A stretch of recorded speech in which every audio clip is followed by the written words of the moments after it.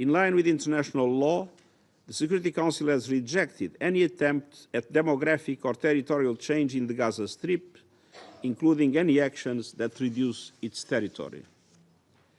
Gaza is and must remain an integral part of a future Palestinian state. Second, in the occupied West Bank, including East Jerusalem, Israeli military operations and the use of heavy weaponry in residential areas, forcible displacement, demolitions, movement restrictions, and settlement expansion are dramatically altering demographic and geographic realities. Palestinians are being contained and coerced, contained in areas that are subject to increasing military operations and where the Palestinian Authority is under growing pressure, and coerced out of areas where settlements are expanding.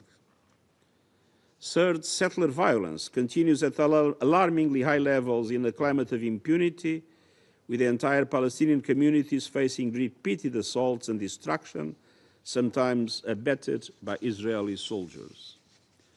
Palestinian attacks against Israelis in both Israel and the occupied West Bank also continue. Mr. President, the world cannot afford to watch the two-state solution disappear. Political leaders face clear choices: the choice to be silent, the choice to acquiesce, and the choice to act. Mr. President, in Gaza there is no end in sight to the killing and misery. The ceasefire had brought a glimmer of hope, the long-sought release of hostages and delivery of life-saving humanitarian relief. But those embers of opportunity were cruelly extinguished with the shattering of the ceasefire on 18 March. Since then, almost 2,000 Palestinians have been killed in Gaza by Israeli strikes and military operations, including women, children, journalists, and humanitarians. Hamas also continues to fire rockets towards Israel indiscriminately, while the hostages continue to be held in appalling conditions. The humanitarian situation throughout the Gaza Strip has gone from bad to worse to beyond imagination. For nearly 2 full months, Israel has blocked food, fuel, medicine, and commercial supplies, depriving more than 2 million people of life-saving relief, all while the world watches. I am alarmed by statements by Israeli government officials about the use of humanitarian aid as a tool for military pressure. Aid is non-negotiable. Israel must protect civilians and must agree to relieve schemes and facilitate them. I salute the women and men of the United Nations and all other humanitarian workers, especially our Palestinian colleagues, who continue to work under fire and in incomprehensibly difficult conditions. And I mourn all of the women and men of the United Nations who were killed, including some with their families. The entry of assistance must be restored immediately. The safety of UN personnel and humanitarian partners must be guaranteed, and UN agencies must be allowed to work in full respect of humanitarian principles: humanity, impartiality, neutrality, and independence. There must be no hindrance in humanitarian aid, including through the vital work of UNRWA. We need the immediate and unconditional release of all hostages, and we need a permanent ceasefire. It's time to stop the repeated displacement of the Gaza population, along with any question of forced displacement outside Gaza. And the trampling of international law must end. I call on Member States to use their leverage to ensure that international law is respected and impunity does not prevail. This includes, for the 19 March incidents for which Israel has now acknowledged responsibility in firing on a UN guest house, killing 1 colleague and injuring 6 others, the 23rd March killing of paramedics and other rescue workers in Rafah, as well as many other cases. There must be accountability across the board. Mr. President, advisory proceedings are ongoing at the International Court of Justice on the obligations of Israel as an occupying power and a member of the United Nations in relation to the presence and activities of the United Nations in relation to the occupied Palestinian territory. In February, The United Nations Legal Council submitted a written statement to the court, and yesterday she made an oral statement before the court, both of which on my behalf. The statement to the court includes points that I have made on a number of occasions. Specifically, that all parties to conflict must comply with all their obligations under international law, including international human rights law and international humanitarian law. That Israel, as an occupying power, is under the obligation to ensure food and medical supplies of the population. That Israel has an obligation to agree to and facilitate relief schemes in the occupied Palestinian territory. That humanitarian, medical, and United Nations personnel must be respected and protected. And I emphasize the obligation under international law to respect the privileges and immunities of the United Nations and its personnel, including the absolute inviolability of United Nations premises, property and assets, and the immunity from legal process of the United Nations. Such immunities applies to all UN entities in the occupied Palestinian territory, including UNRWA, a subsidiary organ of the General Assembly. I call on Member States to fully support all of these efforts. Mr. President, in this period of turmoil and transition for the region, Member States must spell out how they will realize the commitment and promise of a two-state solution. This is not a time for ritualistically expressing support, ticking a box and moving on. We are past the stage of ticking boxes. The clock is ticking. The two-state solution is near a point of no return. The international community has a responsibility to prevent perpetual occupation and violence. My call to Member States is clear and urgent. Take irreversible action towards implementing a two-state solution. Do not let extremists on any side undermine what remains of the peace process.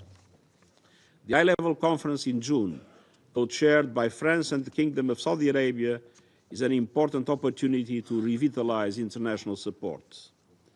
I encourage Member States to go beyond affirmations and to think creatively about the concrete steps they will take to support a viable two-state solution before it is too late.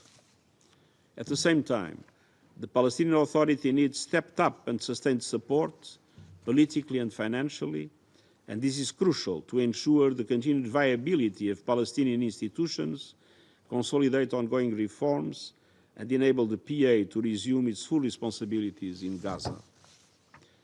Mr. President, at this hinge point of history for the people of the Middle East, and on this issue on which so much hinges, leaders must stand and deliver.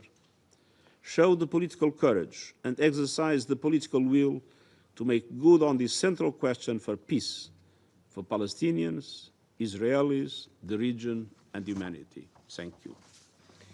Je remercie le secrétaire général. I thank the Secretary General for his statement, and I give the floor to the permanent observer of the Observer State of Palestine. You have the floor.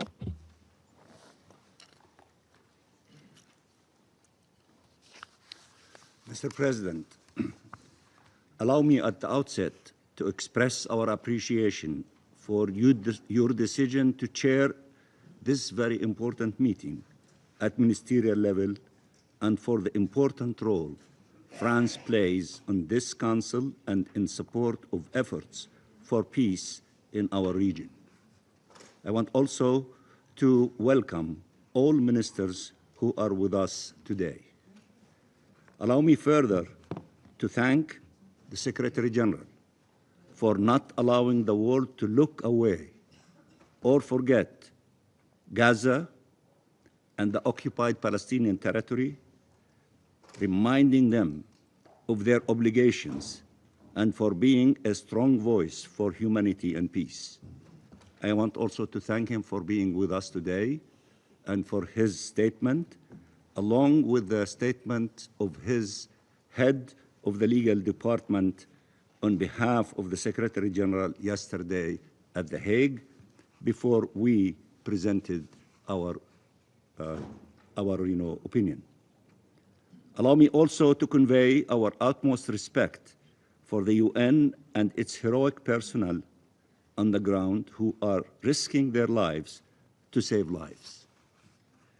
The Security Council has adopted binding resolutions with clear goals: stopping the bloodshed, humanitarian aid reaching those who desperately need it, releasing hostages and detainees, preventing forcible displacement and any attempts at annexation, achieving the two-state solution.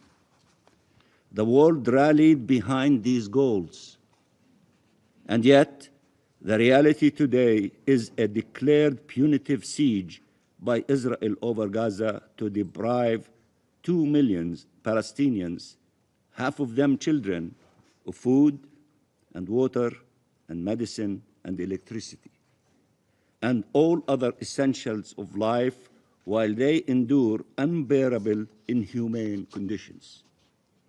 There is no shortage of bombs falling on Gaza, but there is an imposed shortage of everything else. Starvation as a weapon of war against an entire civilian population that is still being bombarded relentlessly. Families of hostages and detainees are growing more desperate every day.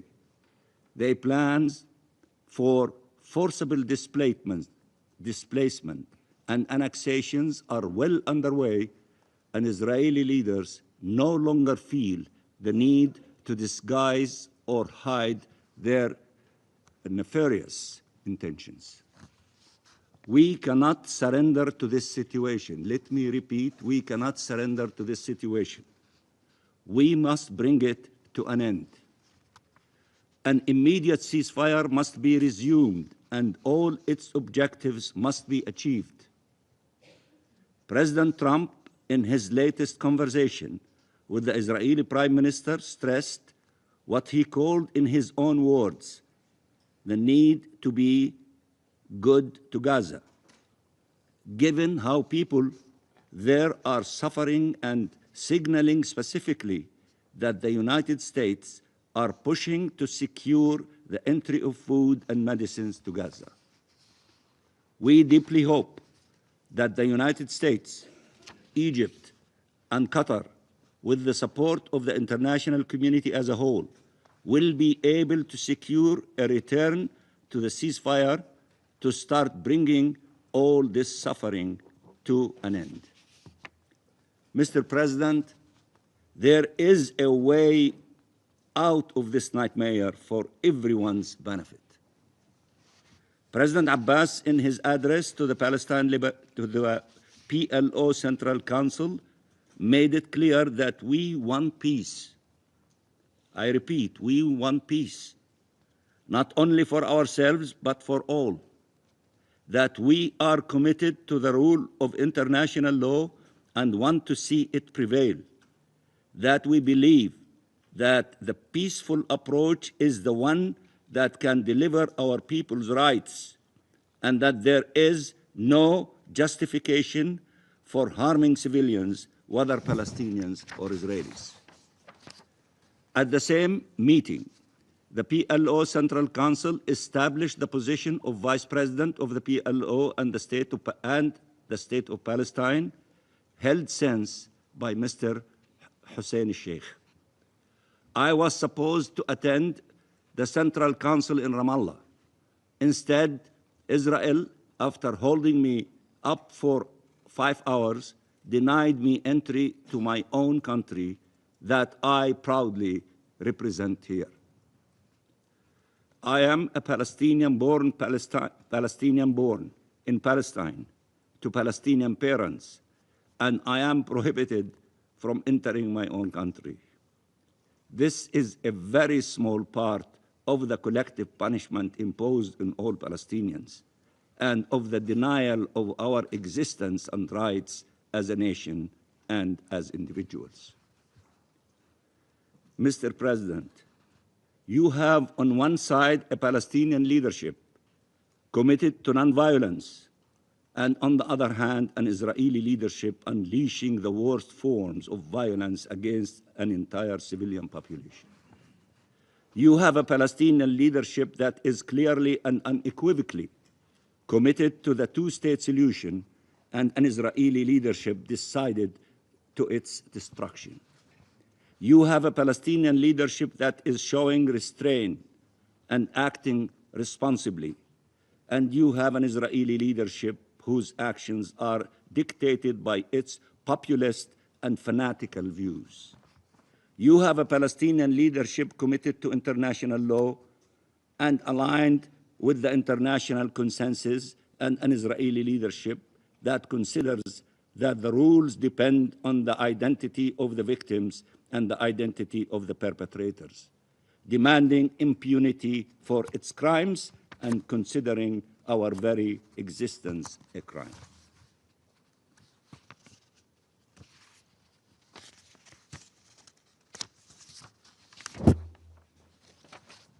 You have a Palestinian leadership that has been responsive to the demands for reforms and an Israeli leadership that has flatly rejected change.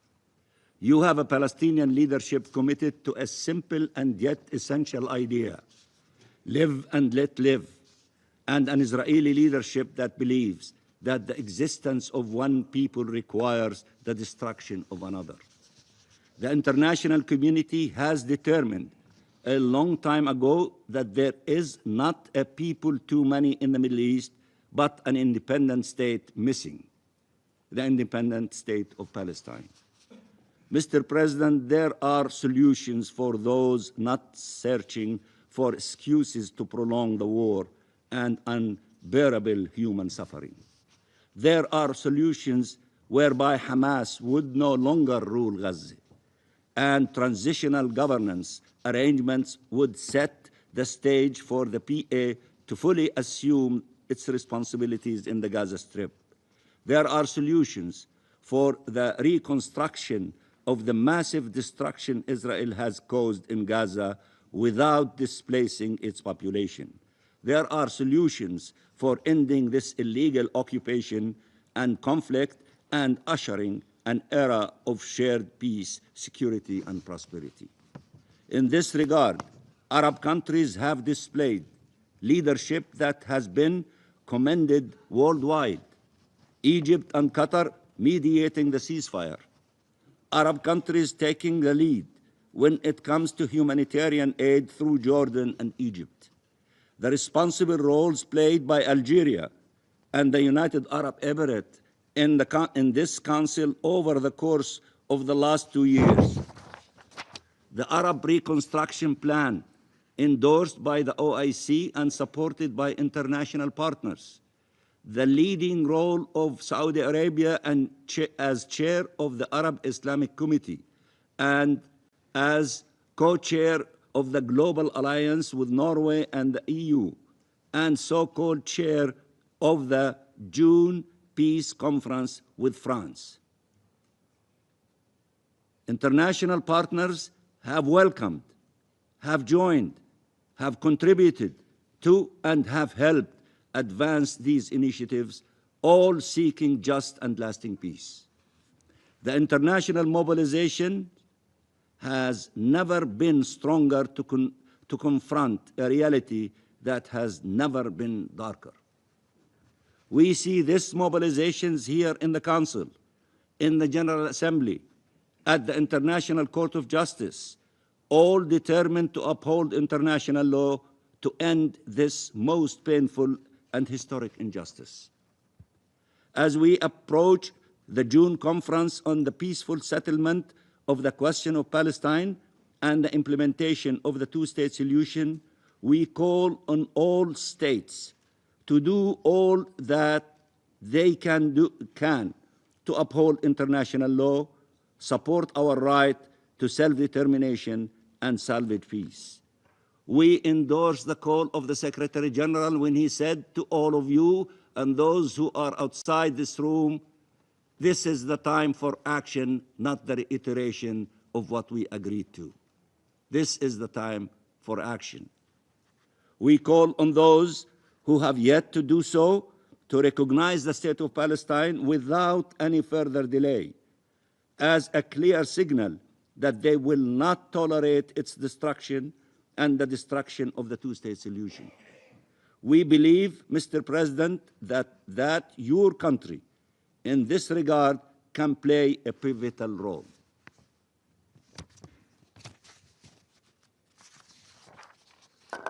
We call on all states to take measures against settlement colonization and against annexation and forcible displacement, and to end Israel's unlawful presence in the occupied Palestinian territory in line with the ICJ advisory opinion.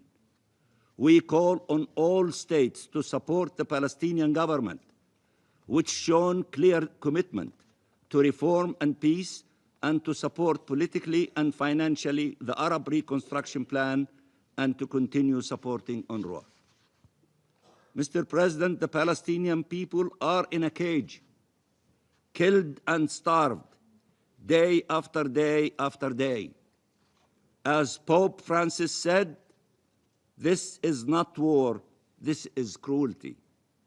Our greatest fear is that the world is growing accustomed to such horrors, that while it condemns Israelis' actions, it feels powerless to stop them. But we ask all countries not to surrender to this self-inflicted powerlessness. Let me repeat. We ask all countries not to surrender to this self-inflicted powerlessness. These atrocities have no moral or legal justifications. This genocide has to end, and life must prevail. The Palestinian people are entitled to international protection for as long as they are trapped under military occupation. A ceasefire in the Gaza Strip, which remains the top priority, should also be accompanied by an end of attacks and repression by Israeli occupation forces and settlers across the West Bank, including East Jerusalem, which are displacing entire communities. Mr. President, Prime Minister Netanyahu delivered another delusional speech 2 days ago. He insisted once again that the two-state solution meant the destruction of Israel. He said, and I quote, "Hamas says we will destroy Israel by terror and military conquest right away, and the PA says, no, you destroy it politically by driving it through propaganda and lawfare to the 67 borders," end of quotation. Pursuing an independent state of Palestine living side by side with Israel in accordance with resolutions of this very council and the very United Nations resolutions in which the state of Israel was established with the partition of Palestine is somehow pursuing the destruction of Israel? Does that make sense? This is nonsense. Those who benefited from the privilege of resolutions of the General Assembly, including the partition plan, and admitted as a member state, are saying us seeking peaceful methods to accomplish the establishment of the independence of the state of Palestine is now the destruction of the state of Israel? Who is among you would buy this nonsense? He spoke of the attempts to annihilate Israel when in reality he is the one pursuing the annihilation of Palestine and its people.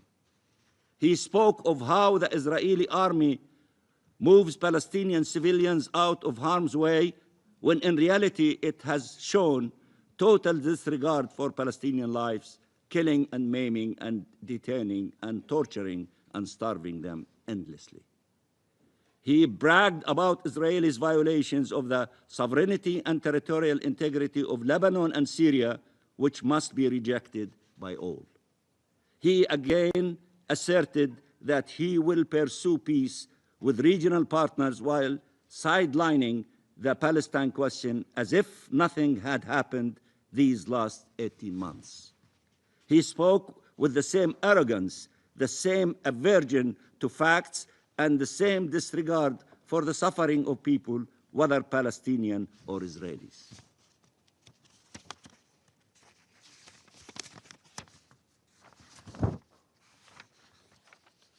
Fanatical delusions will destroy our region.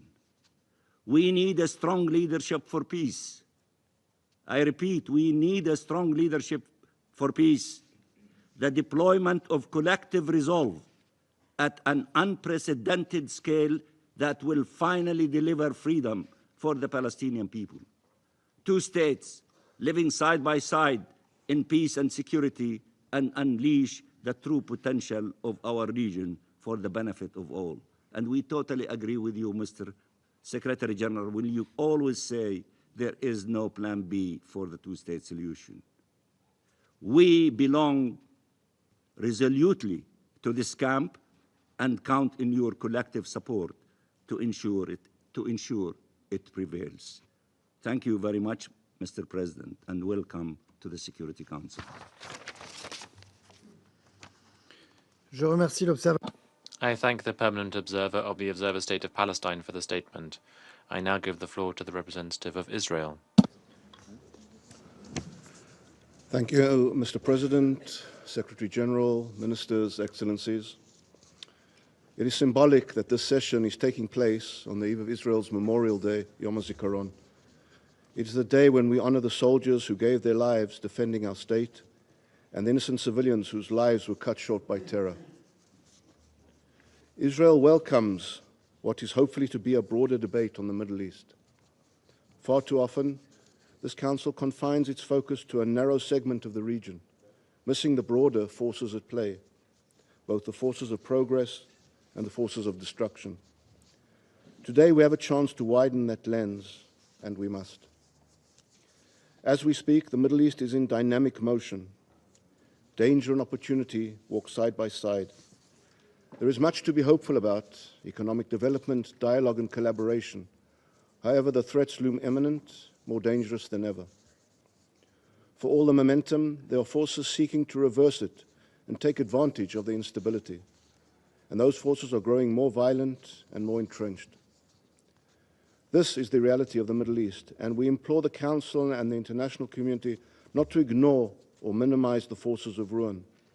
This is the reality of terrorism and extremism, of forces present in the Middle East that despise peace and will not rest until their sick version of destruction is fulfilled. There is powerful opportunity in Lebanon today. Public voices, civil society leaders, and elements within its new government are calling for sovereignty, for an end to Hezbollah's tyranny over their country. The Lebanese people have made one thing unmistakably clear: they want peace, stability, and a future free from terror. But Hezbollah, a murderous terrorist organization backed by Iran, continues to hold sway over stockpiles of weapons in civilian areas and is intent on dragging the Lebanese population towards another devastating war. Hezbollah's murderous intent is vividly demonstrated by Hezbollah's ongoing activities. Just 2 days ago, the IDF struck a terrorist infrastructure site in the Dakhya, a Hezbollah stronghold in Beirut, which contained precision missiles intended for use against Israel. The storage of such weaponry within civilian areas constitutes a blatant violation of understandings between Israel and Lebanon and a clear violation of international law. Hezbollah's systematic embedding of missiles amidst the Lebanese population is a cynical exploitation of civilians and another contemptible assault on basic human morality. Prior to the strike, Israel took significant steps to mitigate the risk to uninvolved civilians, including issuing advanced warnings in using precise munitions. Israel will continue to act as necessary to remove threats to its people while taking every possible measure to uphold its obligations under international law. The Lebanese government must have a monopoly on military force. That is the Israeli position. That is the Lebanese position. That is the position of our cessation of hostilities agreement, and it is, of course, the position of this Council per Resolution 1701 and 1559. However, the international support for Lebanese sovereignty and Hezbollah's disarmament must be more than rhetorical. The implementation of the cessation of hostilities agreement on the Lebanese side remains partial, with many of the violations reported to the US-led mechanisms remaining unaddressed. The international community must take tangible steps to assist the Lebanese government and armed forces in reclaiming its sovereignty and dismantling Hezbollah's parallel army of terrorists.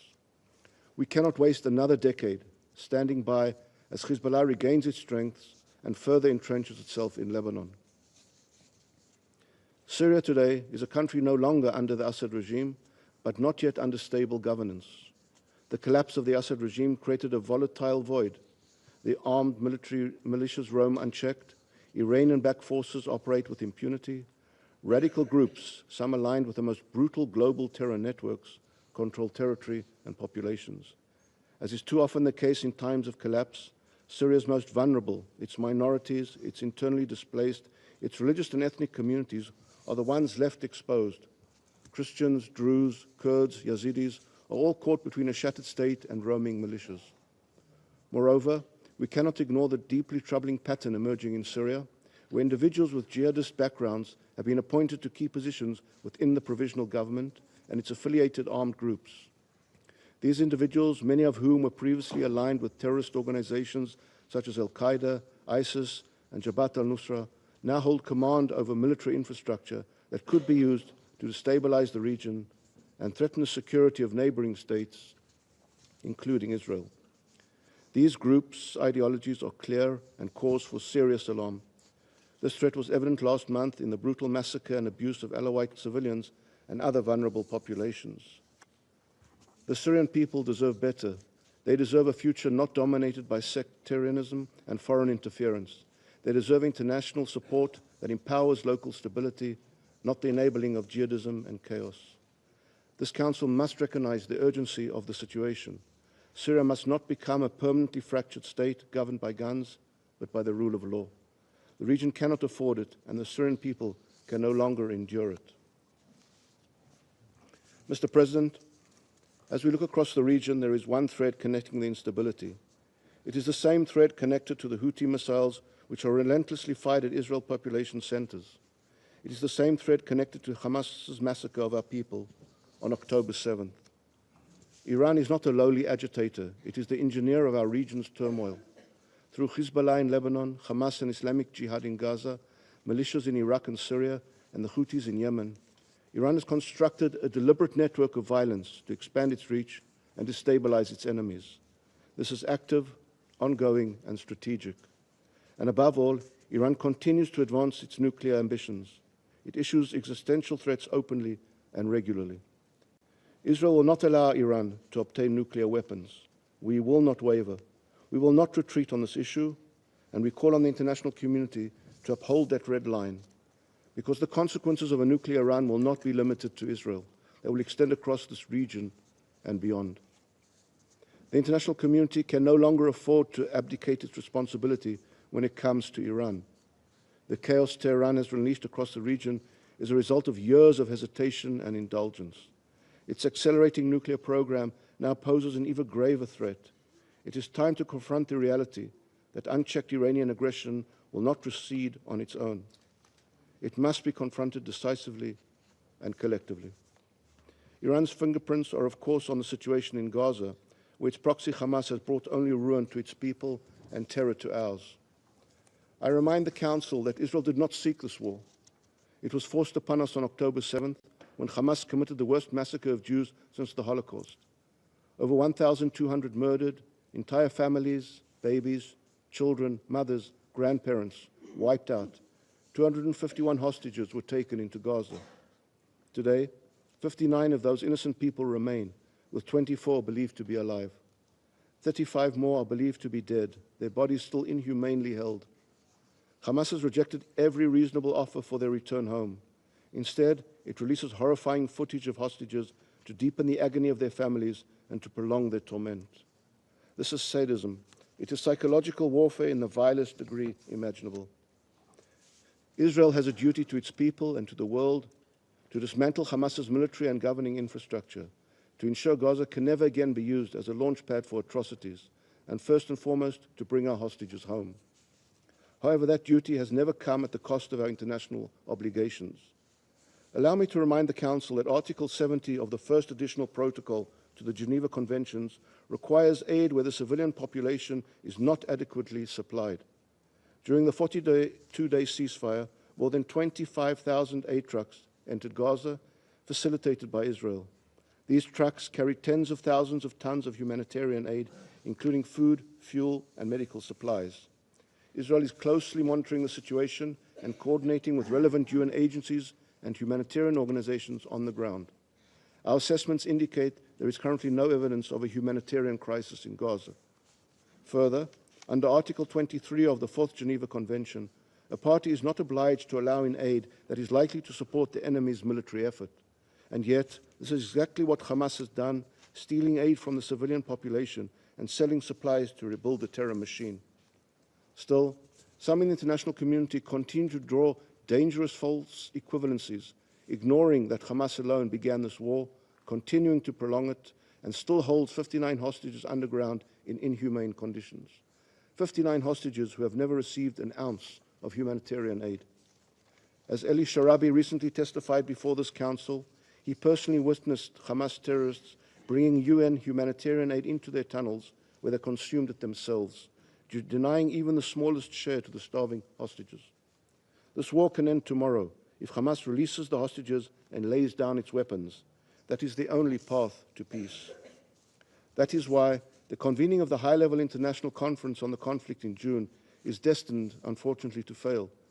Such an initiative is disconnected from the current reality and risks doing more harm than good, particularly in the post-October 7th environment. It creates false expectations while ignoring the underlying dysfunction of the Palestinian Authority, its ongoing support for terrorism via the pay-for-slave program, its refusal to implement long-overdue reforms, its promotion of incitement, and its legal warfare against Israel in international forum. Yet this conference provides fertile ground for yet another opportunity to politicize and polarize international forums, deepening the divide and moving all parties further from peace.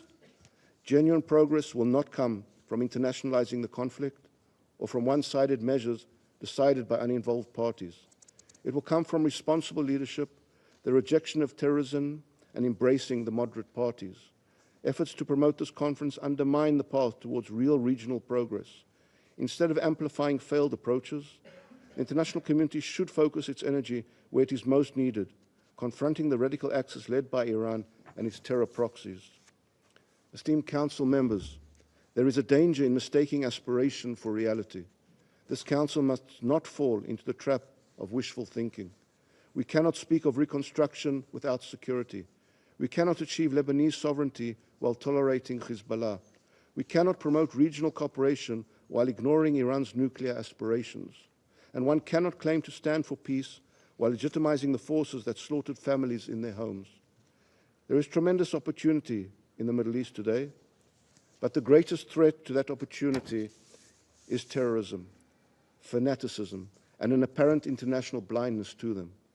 If we are serious about building a better future for the region, then we must also be serious about naming the obstacles in the way. Israel is ready.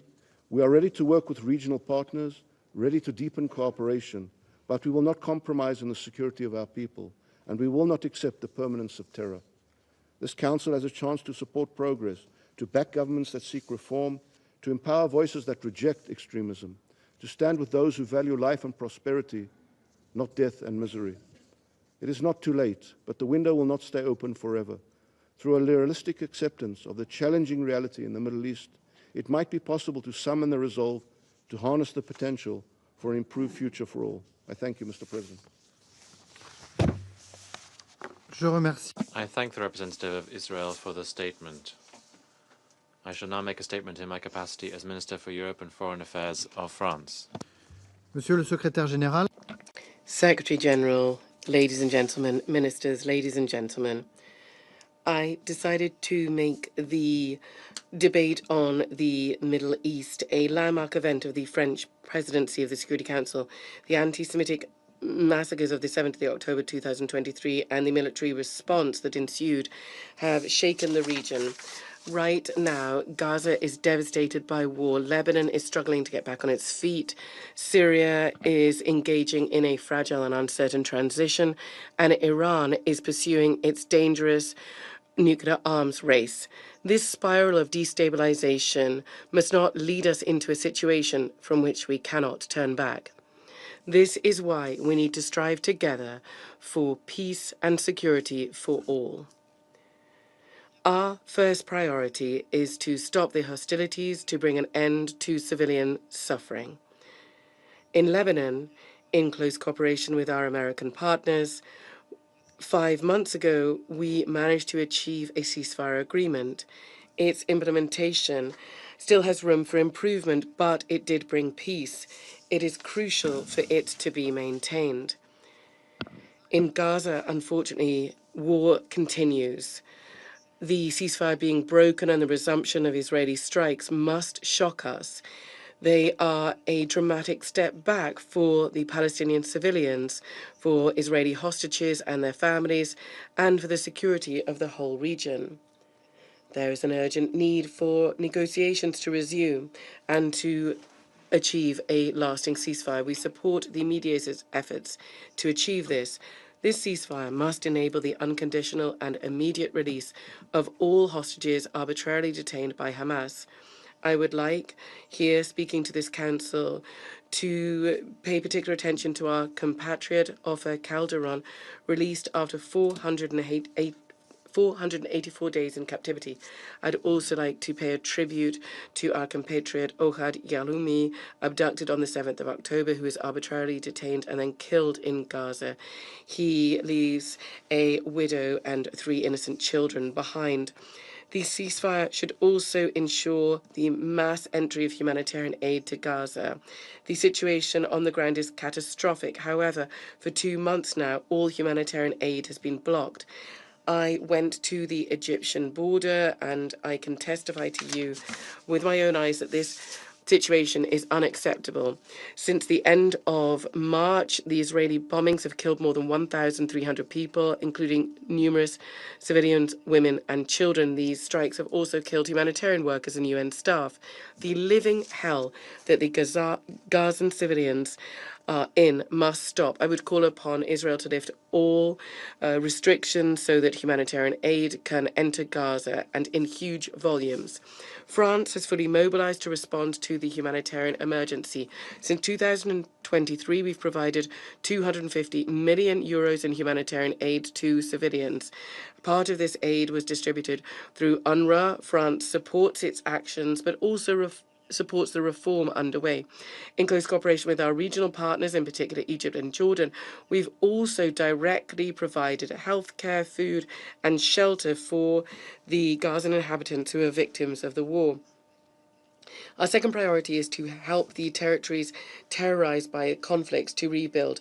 The international conference in support of the people and sovereignty of Lebanon that was held in Paris on the 24th of October 2024 collected more than $1 billion.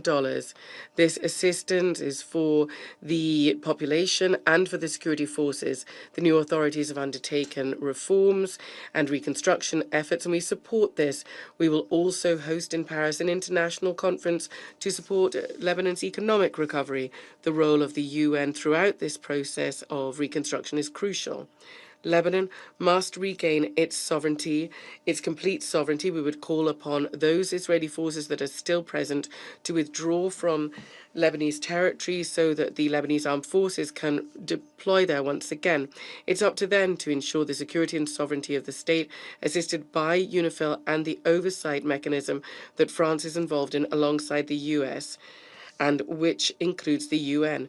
France will continue its efforts with determination to ensure the full implementation of Resolution 1701 of this Council.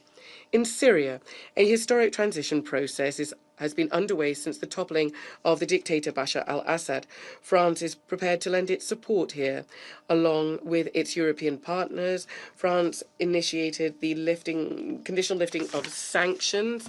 The transition process must be respected and protected, as should all rights of all Syrian men and women, irrespective of their ethnic, religious, or gender affiliation.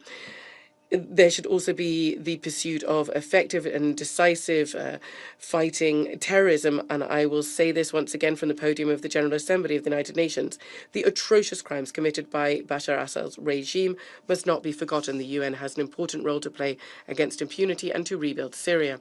In Gaza, we support the efforts of our Arab partners to build a robust and credible framework for the day after. This framework should enable reconstruction, governance, and security in the Strip. However, these efforts can only be effective if they're part of a political solution. This is why our third priority is to work to attain political solutions that can guarantee a just and lasting peace. There's only one solution that can achieve a political settlement to the Israeli-Palestinian conflict, the two-state solution, the only one that can guarantee peace and security in the long term for Israelis and Palestinians. This solution has currently been undermined by the heightened settlement activity in the West Bank and by violence by extremist settlers and by the desire to weaken the Palestinian Authority and by talk of an annexation and forced population displacement. Given the facts on the ground, the prospect of a Palestinian state, that prospect needs to be protected. That is why, along with Saudi Arabia, France will organize in June here in New York an international conference on the implementation of the two-state solution. Our objective is clear: to make progress on the recognition of Palestine and the normalization of relations with Israel at the same time. This is how we will be able to guarantee Israel's security and its regional integration whilst responding to the legitimate aspirations of the Palestinians to have their own state. This roadmap for the effective implementation of the two-state solution also involves disarming Hamas, defining a credible government structure from which it will be excluded, and the reform of the Palestinian Authority. The UN and its agencies must play their full role in this process. In parallel, we spare no effort to find a diplomatic solution to the challenge of the relentless pursuit of the Iranian nuclear program.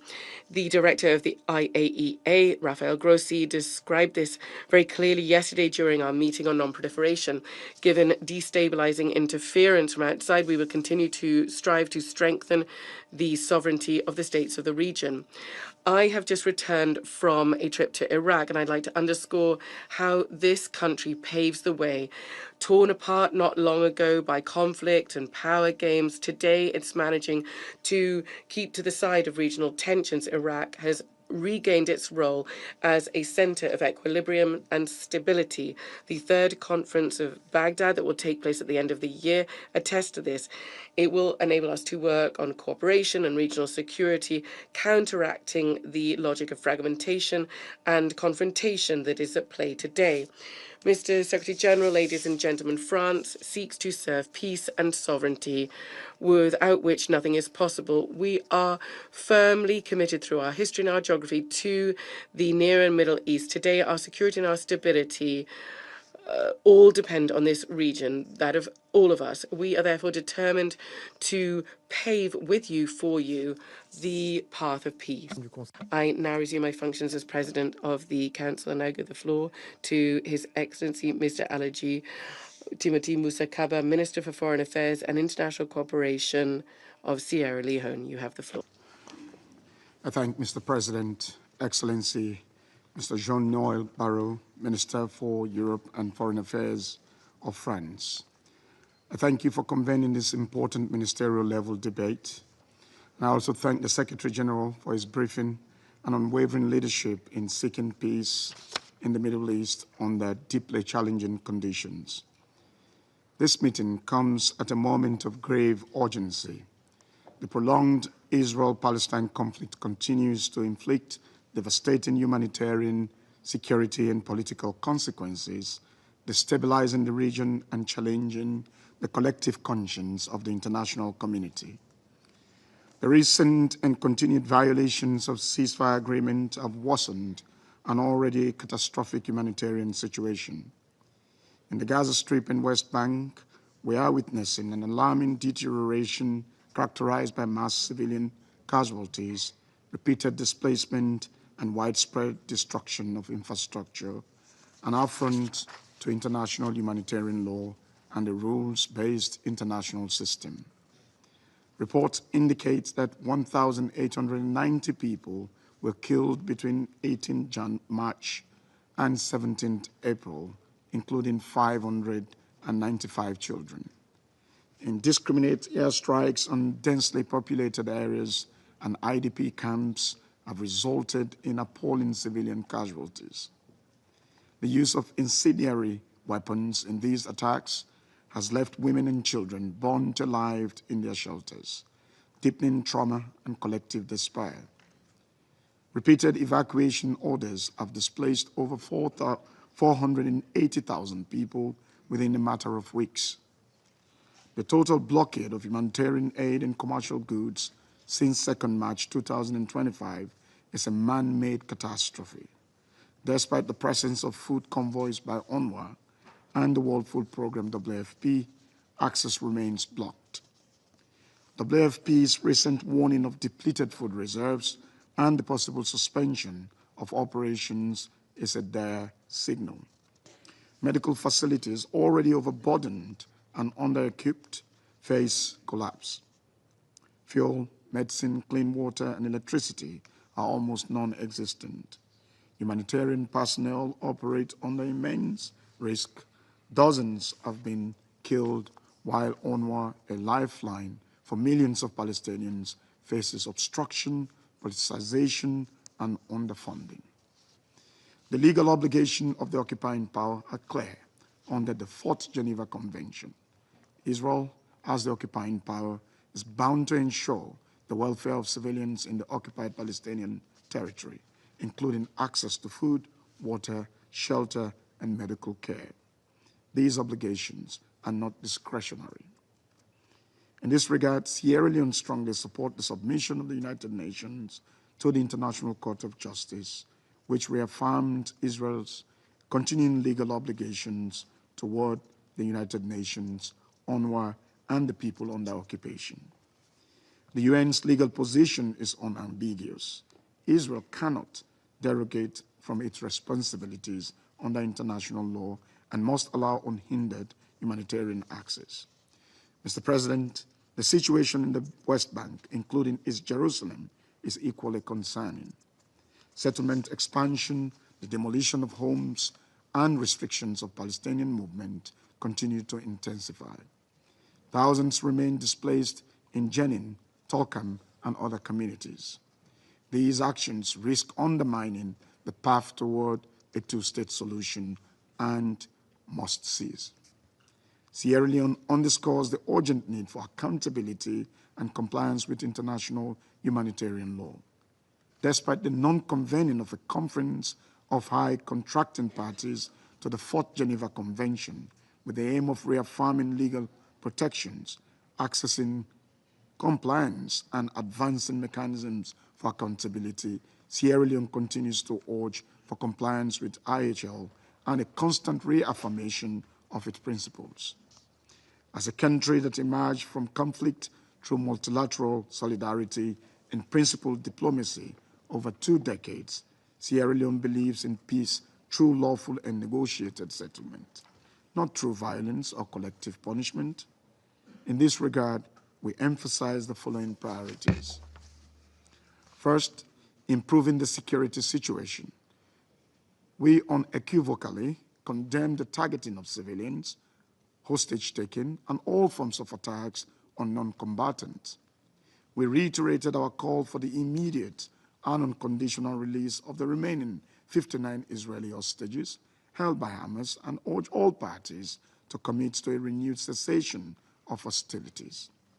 Security Council Resolution 2735/2024 provides a foundation for dialogue.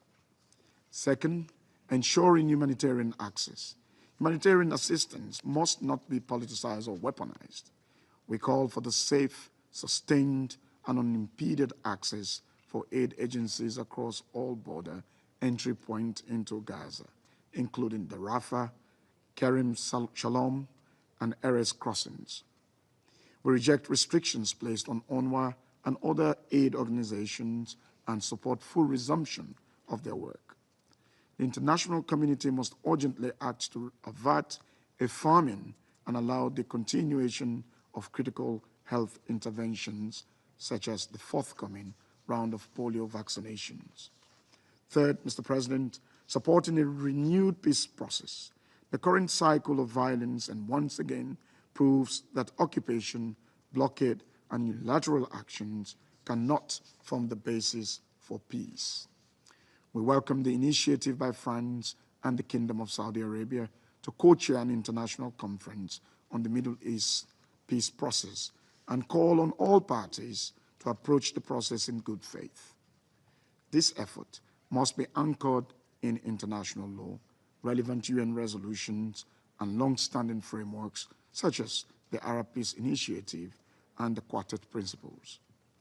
Sierra Leone continues to support the internationally endorsed vision of two states, Israel and Palestine, living side by side in peace and security, with East Jerusalem as the capital of a future Palestinian state and a return to the 1967 borders. We reaffirm our call for the full implementation of all relevant Security Council and General Assembly resolutions, and we encourage intensified diplomatic engagement by regional and international actors. In closing, Mr. President, Sierra Leone joins others in renewing our collective call for peace, justice, and accountability. The road to peace must be paved with respect for international law, humanitarian principles, and the inherent dignity of every human being in the region, in particularly the people of Israel and Palestine. I thank you. Je remercie. I thank His Excellency Mr. Kaba for his statement, and I give the floor to Her Excellency Ms. Barbara Zvokelj, Secretary General, Minister for Foreign Affairs and European Affairs of Slovenia. I thank you, Mr. President, and good morning to everyone. I would also like to take this opportunity to thank you, Secretary General, on behalf of my government, for the service of each and every UN staff member on the ground. Mr. President, 7th October was the deadliest day for Jewish people since the Holocaust. And what followed are the deadliest 570 days ever for Palestinians. We have never seen such a perpetuating trauma for people on the ground, nor an obliteration of the system we had built to prevent it. Mr. President, never has humanity been more suffocated. From attacks on humanitarian, medical, and media workers, to attacks on civilians and destruction of civilian objects and humanitarian facilities in Gaza. From the longest blockade of humanitarian aid since the start of the war, now passing 50 days, to plans for militarization of aid. From limiting access of humanitarian workers to downright attempts to dismantle a UN agency, to legally prosecute it and discredit the entire organization. From killing civilians just because they are of certain ethnic background, to taking others for hostage for the same reason. The list of the unacceptable is long, and it prevents us from shielding civilians from a war which they bear no responsibility for. We again call for full respect of international law, including international humanitarian and human rights law. Mr. President, never has the future of the region seemed so profoundly uncertain. To use the words of Gazan photographer Fatima Haswana, tragically killed earlier this month, every death will have an impact that will remain through time. There is no military solution to the Palestinian question. War in Gaza does not bring more security to Israel. Operations in the West Bank and persistent illegal occupation and settlement expansion are shaking up the entire region. Attacks across the region, including on the south of Syria, along with inflammatory political narratives, are stoking global instability. As a diplomat, I fear what could come out of the ashes of the Gaza war if there is no united front from the international community to prevent more violence, more hatred, and more radicalism. As a mother, I wonder what kind of future awaits those children in Palestine who have lost their entire families, or those children in Israel whose relatives are still held hostage or will never come home. The road to their recovery is long. It is our responsibility to pave it with peace. Mr. President, never have needed more strength to prevent the evaporation of a political solution and to defend the system we have collectively built. Slovenia has long been a staunch supporter of the two-state solution. Last June, we recognized the state of Palestine. Since October 2023, we have been providing humanitarian aid to address the needs of civilian population in Gaza. For almost 15 years, we have been carrying out the medical rehabilitation of wounded Palestinian children in Slovenia. We will continue speaking in favor of Israel's security, as well as in support of the work of the Palestine Authority, including in their reform path. We stand against any territorial or demographic change of Palestine. Slovenia supports the ongoing discussions around the comprehensive Gaza reconstruction plan, highlighting the crucial role of strong Arab and Palestinian ownership. We will continue supporting political and legal processes. Everyone should play their part, including through tangible commitments and actions at the international conference on the two-state solution this June that you just mentioned, Mr. President. As we look to the future, our first, most immediate priority must be a lasting ceasefire followed by reconstruction. But the future must also include an honest reflection on the failures, our failures, to uphold the security net that the international community should provide to prevent such devastation. Mr. President, with the level of suffering we see, immense wisdom and courage are needed to ensure respect of international law, to overcome divisions, and to safeguard the two-state solution. We have said never again a long time ago. We must now make sure to keep our word. I thank you.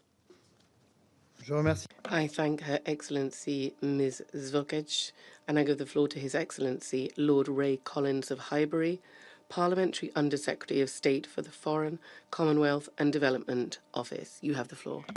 President, the Secretary-General has highlighted the appalling situation in Gaza. The human cost on October the 7th was horrific, and since that day, hostages have endured unimaginable cruelty and Palestinians have faced relentless death and destruction. We welcome President Abbas's call for the hostages to be released, and we echo that call.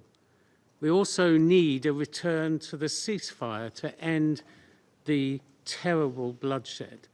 We are deeply concerned by the World Food Programme's announcement on Friday that its food stocks in Gaza have run out. It is unacceptable that Israel has blocked humanitarian support from entering Gaza for nearly 2 months, meaning that Palestinian civilians, including 1 million children, are facing starvation, disease, and death. UN and other workers must be able to deliver life-saving assistance safely and in line with humanitarian principles. We are outraged by recent attacks, including the killing of Palestinian Red Crescent workers and the hit on a UN compound on the 19th of March. Israel has admitted that this was caused by one of their tanks, despite the compound being known to the IDF as a UN humanitarian facility. This is inexcusable. We urge Israel to ensure accurate public statements on such grave incidents. It must conduct full and transparent investigations into these incidents, hold those responsible to account, and reinstate an effective deconfliction system to prevent such tragedies. President, the United Kingdom believes that lasting peace and security can only be achieved through a two-state solution. And we thank France and Saudi Arabia for their leadership in preparing for the conference in June. We should build on the Arab plan for the Gaza's future and develop credible security and governance plans acceptable to both Israel and Palestinians. Hamas must no longer govern Gaza or pose a threat to Israel, and we should build the capability of the Palestinian Authority, which will be central to a future state. Finally, we must seize the opportunity to build lasting peace across the region. There has been important progress in Lebanon, where the government has committed to crucial reforms, and in Syria, with moves towards an inclusive political transition. The United Kingdom will continue to support the Lebanese and Syrian people to build on this momentum, and we urge all parties to avoid destabilising actions and abide by their international obligations. President, a better future in the Middle East is possible. To realise it, we must return to a ceasefire in Gaza, reinvest in efforts to achieve a two-state solution, and pursue wider normalisation of relationships for the benefit of Palestinians, Israelis, and all those living in the region. I thank you. Je remercie Son Excellence. I thank His Excellency Lord Collins for his statement, and I give the floor to the representative of the United States. Thank you, Mr. President, and I welcome you, Foreign Minister Jean-Noël Barrot. Thank you to Secretary General Guterres for your briefing. Colleagues, as we have consistently said, the future of the Middle East must look different. Fresh thinking is needed to bring about a durable peace and prosperity that provides opportunities for all the region's people. Mr. President, with respect to the humanitarian needs in Gaza, no one wants to see Palestinian civilians in Gaza go hungry or thirsty. A ceasefire agreement would create the condition for the flow of humanitarian aid, but Hamas is preventing this agreement from being concluded. Just 2 weeks ago, Hamas rejected yet another proposal put forward by the United States, Qatar, and Egypt that would release hostages who have been held for 570 days and bring calm to Gaza. Instead, Hamas, a brutal terrorist organization, continues to violently suppress organic protests against its barbaric rule and demonstrate its lack of regard for the Palestinian civilians it purports to represent. Hamas bears sole responsibility for the war it unleashed on October 7, 2023, when it committed the worst massacre of Jews since the Holocaust and abducted more than 250 hostages, as well as for the resumption of hostilities in March following Hamas's rejection of multiple proposals. The United States supports Israel in its fight to defend itself from groups that wish to destroy it. Fighting could end tomorrow if Hamas released hostages and laid down its arms. Their reckless decisions have caused enough bloodshed. Hamas must leave Gaza forever. The Council should apply pressure on Hamas to, for the first time, free Palestinians in Gaza from Hamas's tyranny. Shielding Hamas from accountability only undermines Israel's security and does nothing to improve the lives of Palestinians. Mr. President, this Council has heard firsthand testimony from Noah Argamani and Eli Sharabi, who bravely detailed the depravity they experienced at the hands of their Hamas captors. We cannot remain silent about the horrors of their plight or the urgent need to press for the release of the 59 hostages who remain in Hamas's grip, including those brutally murdered in Hamas captivity. Mr. President, President Trump has been clear. Hamas must release all the hostages immediately. 5 Americans still need to come home. Idan Alexander can still return to his parents' arms, but Hamas continues to hold the bodies of Itai Chen, Gadi Hagei, Judy Weinstein Hagei, and Omer Nutra. We will not rest until every hostage has been returned from Gaza. They will not be left behind. They will never be forgotten. We recognize the IDF's ongoing efforts to prevent civilian harm in Gaza, including its review of the tragic March 23rd incident that claimed the lives of humanitarian workers. We take note that the IDF claims 6 members of Hamas were among those killed in this incident, and call on the UN and member states to demand Hamas stop its abhorrent practice of putting civilians in harm's way. Hamas continues to cynically use civilian infrastructure to shield their personnel and weaponry. We expect all parties to comply with international humanitarian law.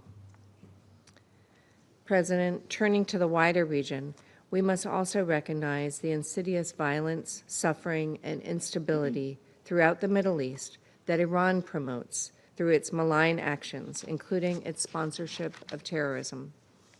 Through Hamas, Hezbollah, the Houthis, and countless other terrorist proxies it backs, Iran poses a threat to the millions of people who call this region home. Iran's nuclear program, another cornerstone of its global campaign for destabilization, also threatens not only the safety of the international community, but its own citizens. President Trump has been clear. There are two paths for Iran to end its nuclear program. The United States prefers a negotiated resolution. Time, however, is limited. If Iran refuses to abandon its nuclear weapons program, we must hold it accountable. But real, meaningful diplomacy remains within reach. The United States will do its part to help forge a new reality alongside Israel and our Arab partners. The future must start in Gaza without Hamas. Meetings or international conferences will not change this reality. Hamas must disarm and be removed from Gaza, and the hostages must be returned home. I thank you. Je remercie. I would like to thank the representative of the United States, and I give the floor to the representative of China. President, I thank you for coming to New York to preside over this meeting. Thank you to Secretary General Guterres for your briefing. The Middle East is now deeply mired in turmoil. The tensions on the ground are worrying. Israel has reignited the war in Gaza. Its ongoing siege and relentless attacks on Gaza have resulted in new casualties among innocent civilians on a daily basis and an escalating humanitarian catastrophe. The illegal settlements in the West Bank keep expanding. Settler violence is intensifying. Israel's repeated attacks on Lebanon and Syria are violating the sovereignty and territorial integrity of both countries on an ongoing basis. Since last month, tensions have been on the rise in the Red Sea. The United States has been ramping up airstrikes on Yemen in violation of Yemen's sovereignty and territorial integrity. The Gaza conflict is the trigger of the current round of regional volatility.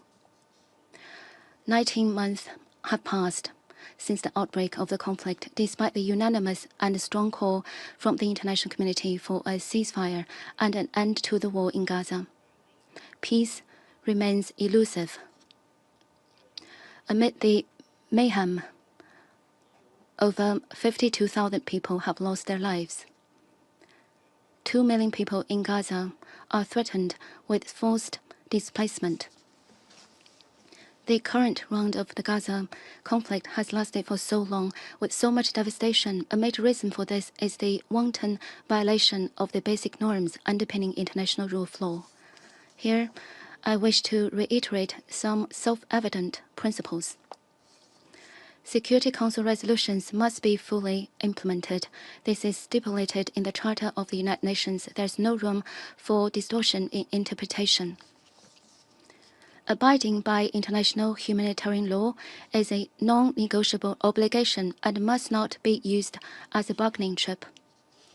The principles of international law are universally applicable to all countries. Double standard and selective application entail serious consequences. We urge Israel to fulfill its international legal obligations in earnest and observe the basic norms governing international relations. The United States, a country with major influence on the party concerned, should cast aside its geopolitical self-interests, uphold a fair and responsible attitude, and work to restore peace and stability in the region. Given the gravity of the situation, I wish to emphasize the following points. First, a lasting ceasefire must be secured. Violence or force cannot bring about security. A lasting ceasefire in Gaza is the best way to save lives and bring hostages home. This must be an overriding priority. China urges Israel to relinquish its obsession with the delusion of winning by force and to immediately cease its military operations in Gaza and its attacks on Lebanon and Syria. We call on the U.S. to stop its airstrikes on Yemen and to respect Yemen's sovereignty, security, and territorial integrity. The Houthis should stop harassing merchant ships and should maintain the safety of shipping lanes in the Red Sea. Second, humanitarian aid in Gaza must be restored. Humanitarian aid must not be weaponized. Israel must fulfill its obligations under international humanitarian law as the occupying power by immediately lifting the blockade and fully restoring humanitarian access to Gaza. We strongly condemn any attacks against humanitarian workers and call for thorough investigations and accountability for all attacks. These so-called professional failures must not be used as an excuse to kill humanitarian workers. UNRWA, a body established upon a mandate of a UNGA resolution, enjoys privileges and immunities. Its dignity, safety and security and facility should be respected and guaranteed. Third, unilateral actions that violate international law must stop. Settlement activities in the West Bank violate Security Council resolutions and must cease immediately. Security Council Resolution 2735 made it clear that, I quote, it rejects any attempt at the demographic and territorial change in the Gaza Strip. The recent expansion of the Israeli military presence in Gaza, carving out more than half of the territory into a buffer zone, is a cause for serious concern. The international community must firmly oppose any forcible displacement of the population of Gaza and any attempts to annex territory in Gaza or the West Bank. Israel should withdraw from the Lebanese and Syrian territories without delay. Fourth, the two-state solution must be revitalized. Implementing the two-state solution is the only viable way to resolve the question of Palestine. We support the Gaza Recovery and Reconstruction Plan jointly launched by Egypt and other Arab countries. We commend France and Saudi Arabia for convening the upcoming high-level conference on the two-state solution in June and hope that the conference will inject new impetus to the implementation of the two-state solution. The international community should step up its efforts to promote the political process of a two-state solution and provide it with robust guarantees. President, as the primary organ for maintaining international peace and security, the Security Council has the responsibility to take all necessary steps towards a lasting ceasefire in Gaza. China will continue to work with the international community in an unremitting effort to end the war in Gaza, restore peace in the Middle East, and achieve a comprehensive, just, and lasting solution to the question of Palestine. Thank you, President. I thank the representative of China, and I now give the floor to the representative of Somalia. Mr. President, I extend my gratitude to the French presidency for convening this meeting at such a critical juncture as the Palestinian people and the broader region face unprecedented challenges. Our sincere appreciation also goes to the Secretary General, Antonio Guterres, for his briefing illuminating the devastating scale of the suffering in Gaza. We meet again amid a profound moral crisis where international resolve has diminished to mere expressions of sympathy about the catastrophe unfolding before our eyes. The statistics speak volumes. In 18 months, over 50,000 Palestinians killed, more than 100,000 wounded in these relentless atrocities. Occupied Palestinian territory situation is rapidly deteriorating beyond our darkest fears. The systematic deprivation of millions of Gazans is evident in the World Food Programme depleted stocks and acute shortages of medicine, fuel, and clean water. Most devastating of all is UNRWA, the sole lifeline sustaining Palestinian refugees for more than 7 decades, has been systematically dismantled, leaving an unprecedented void in humanitarian assistance. For over 50 days, Gaza has been transformed into an open-air prison where survival itself has become a daily struggle. The deliberate targeting of medical facilities, obstruction of aid, and forced starvation of civilians constitute crimes against humanity that demand immediate action. More alarming still is the forced displacement of 2 million Palestinians, 90% of Gaza's population, while 20,000 new settlement units rise in the occupied West Bank, revealing a calculated strategy to permanently alter Palestinian demographics. Mr. President, in response to these developments, my delegation proposes the following points. An immediate and permanent ceasefire must take effect. While we acknowledge the promising negotiations in Cairo, we emphasize that dialogue must yield tangible results. Humanitarian access to Gaza must flow without restriction. We cannot observe passively as basic survival becomes a luxury for an entire population. Protection mechanisms for civilian infrastructure, particularly hospitals, schools, and religious sites, must be established and enforced. The International Court of Justice ruling must be implemented, ensuring accountability through international justice mechanism. Mr. President, Somalia stands firmly behind the Arab Islamic plan for Gaza's early recovery and reconstruction. We view the upcoming high-level international conference co-chaired by France and the Kingdom of Saudi Arabia as vital to implementing a viable two-state solution.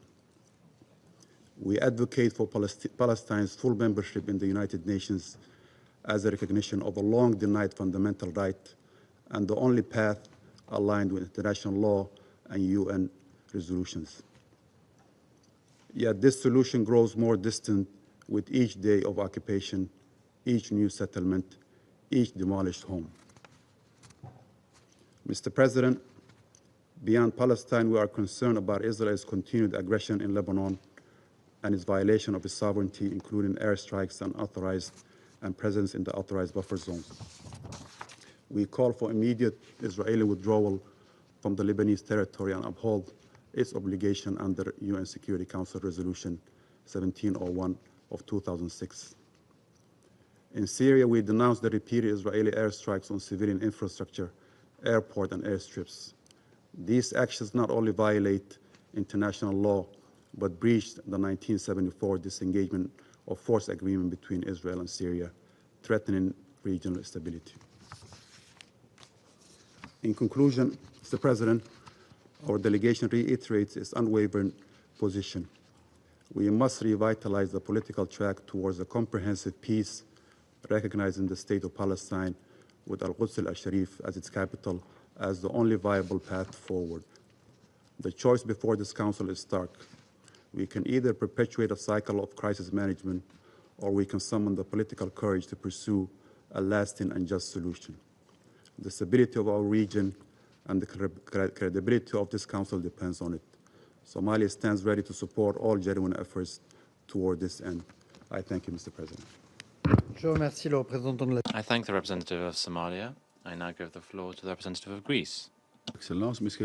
Thank you very much, Your Excellency. Thank you for being with us today to attend this very important debate that you're presiding over. Peace cannot be achieved through violence. It can only be attained through understanding and negotiations. Yet, a political understanding of the Palestinian question remains elusive, as we are only 1 month away from the upcoming June conference and the prospects of a ceasefire deal are still unclear. The June conference presents a unique opportunity to revitalize the political process and pave the way towards the implementation of the two-state solution, according to the relevant Security Council resolutions, while recognizing the right of Israel to exist side by side with the Palestinians in peace. We support the efforts by France and the Kingdom of Saudi Arabia and sincerely thank them for their work and their leadership in promoting a sustainable day after for the region. Having said that, we cannot but stress the importance for the fruition of the negotiations with the aim of achieving a permanent sustainable ceasefire while securing the release of all hostages. We commend the mediators, Egypt, Qatar and the United States for their tireless efforts. Undoubtedly, a peaceful future in the Middle East cannot be established through violence and the forced displacement of people. It is also clear that Hamas cannot have any future in Gaza. The way towards peace should be based on international law while ensuring the leading role of a reformed Palestinian Authority, being the only credible and moderate alternative with the assistance of the international community. The European Union has exercised critical leadership in this regard by announcing a 1.8 billion support package for the Palestinians. We also commend the PA's readiness to continue its ambitious reform agenda. Likewise, the Arab Plan for Gaza, as presented by Egypt, is a constructive proposal. Greece supports this initiative as a good starting point towards planning reconstructions, and we reiterate that Hamas should have no role in the day after, as it continues to be a serious obstacle for sustainable peace. On the humanitarian front, the ongoing hostilities in the Gaza Strip has led to a significant increase of the death toll, leaving behind hundreds of Palestinians dead, thousands wounded, and internally displaced, all in acute need of food, water, medical supplies, and shelter. At the same time, the hostages and their families continue to live in a daily agony and uncertainty. Greece has repeatedly condemned the October 7 terrorist attacks perpetrated by Hamas and the cruel treatment of the hostages who remain in Hamas captivities. All hostages must be treated humanely and immediately and unconditionally released. It is evident that the humanitarian blockade further deprives people of the means for survival. The unhindered continuous flow of aid at scale into all parts of Gaza, combined with the restoration of the water and electricity systems, constitutes a priority. At the same time, humanitarian workers, medical staff, and patients must be protected at all times in accordance with international humanitarian law. Mr. President, the humanitarian security landscape in the rest of the occupied Palestinian territories remains alarming. We are deeply concerned by the closure orders issued by the Israeli authorities against UNRWA schools in East Jerusalem, a decision which threatens the fundamental right of education of hundreds of pupils. UNRWA's role remains pivotal and indispensable. Turning to the West Bank, Greece expresses concern over the increase of settlement activity, the displacements of people from refugee camps, attacks on civilians and civilian infrastructure, demolition and seizure of Palestinian-owned properties, as well as the restricted access of 8 groups to refugee camps. The special status quo of Jerusalem and its old city is of particular importance. It must be protected and respected by all and at all times. Its sacred spaces should remain inviolable. All of its communities should enjoy viability. Last but not least, Jordan's special role as custodian of massive and Christian holy sites in Jerusalem must be preserved, as it actively and beneficially contributes to preserving multiculturalism and religious tolerance in the region. Mr. President, in Lebanon, the formation of a new government presents a unique opportunity to restore stability. The new government has demonstrated its readiness to promote essential reforms and finally turn the page for Lebanese to find a new opportunity for peace and prosperity for the benefits of the whole region.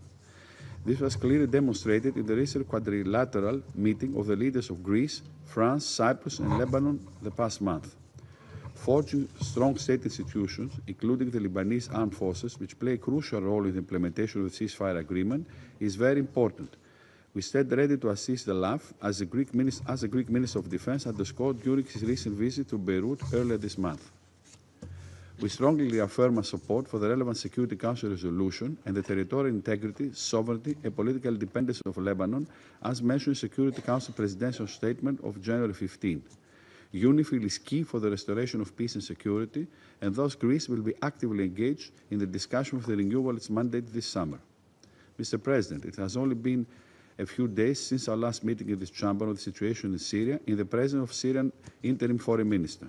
As Special Envoy Peterson noted, the political transition in Syria is now at a truly critical juncture. This transition needs to be fully inclusive, Syrian-led and owned, according to the principle of Security Council Resolution 2554, as justice, accountability, and respect for international law, including the law of the sea, remains critical. A stable and prosperous Syria is key for the future of the Middle East. In concluding, Mr. President, hope should prevail over violence. The cycle of violence that started on October 7 must finally come to an end so as to open the path for a vision of regional integration and prosperity which would bring concrete benefits to all peoples in the region. I thank you. Je remercie. I thank the representative of Greece. I now give the floor to the representative of Guyana. Your Excellency Jean-Noël Barrot, Minister of Europe and Foreign Affairs of France, thank you for convening this high-level open debate. I also thank Secretary-General Guterres for his sobering briefing. Mr. President, the situation in the occupied Palestinian territory remains at the center of the conflagrations we are witnessing in various parts of the Middle East region. Except we are able to resolve the Israeli-Palestinian conflict, peace in the region would remain elusive. Guyana continues to follow the alarming developments in Gaza and the occupied West Bank, including East Jerusalem. The combination of military operations by air, land, and sea in Gaza and the blockade of aid for more than 50 days continues to engender death, malnutrition, and severe hardships for the population in Gaza. In the West Bank, Israel's ongoing military operations continues to fuel large-scale displacement, destruction of property, and death and insecurity for civilians. Israel must bring its war in Gaza to an end and must cease its military operations in the occupied West Bank, including East Jerusalem. The protection of civilians must be the foremost priority. Mr. President, we have listened with great concern to the Secretary-General's account of the situation in Gaza today. Gaza is extremely dangerous for humanitarians carrying out life-saving work and for civilians who are trying to eke out an existence amidst the misery that completely encompasses them. Movement is dangerous for aid workers since deconfliction and coordination mechanisms are non-functional and access restrictions impede their operations. Further, with the aid blockade in effect since 2nd of March, vital supplies are running out. We noted with concern, for example, the announcement by the World Food Programme last Friday that it had run out of food stocks in Gaza. Further, we noted that hot meal kitchens in Gaza may soon run out of food. We are, in effect, watching as more and more Palestinians are condemned to die through starvation, bomb or bullet, or disease. And all of this in violation of unambiguous tenets of international law that prohibit such treatment of civilians. The Council must demand accountability for these egregious assaults on civilians in Gaza. Mr. President, the statistics coming out of the Gaza Strip should compel this Council to urgent action. Since 7th October 2023, more than 51,000 Palestinians have been killed and more than 116,000 injured. 418 workers, aid workers, including 295 UN staff, have been killed in Gaza. 210 Palestinian journalists and media workers have been killed. At least 1.9 million people, or about 90% of the population across Gaza, have been displaced, some of them 10 times or more. Indeed, since 18th of March, at least 20 displacement orders have been issued by the Israeli military, and over 2/3 of the Gaza Strip are considered no-go areas. These statistics paint a horrific picture of the circumstances to which Palestinians have been deliberately subject, and one is compelled to draw the same conclusion as OCHA did, that is, and I quote, deprivation by design, unquote. In the occupied West Bank, displacement is also on the rise. Civilians, including children, continue to be killed. Demolition of Palestinian-owned structures continued unabated, as do attacks by Israeli settlers on Palestinians. Guyana therefore reiterates the following 4 appeals. First, we call for an immediate return to the ceasefire, for the release of all remaining hostages from Gaza, and for urgent, unimpeded humanitarian access into Gaza. We also call for the UN agencies, including UNRWA, operating in the occupied Palestinian territory, to be given full facility to carry out their mandate. We have taken note of ongoing efforts to have the parties agree to return to the implementation of the ceasefire deal and call on Hamas and Israel to cooperate fully in line with Resolution 2735. Second, we call for the protection of civilians to be prioritized in accordance with international humanitarian law. Third, Guyana also calls for the protection of United Nations personnel, aid workers, and journalists operating in Gaza. Too many of these workers have been killed and injured as they attempt to bring relief to Palestinians or draw attention to their plight. Fourth and final, Guyana appeals for a return to negotiations towards the achievement of the two-state solution in keeping with relevant UN resolutions. We look forward to the high-level international conference in June and hope that there will be some concrete outcomes that can take us closer to that goal. I thank you.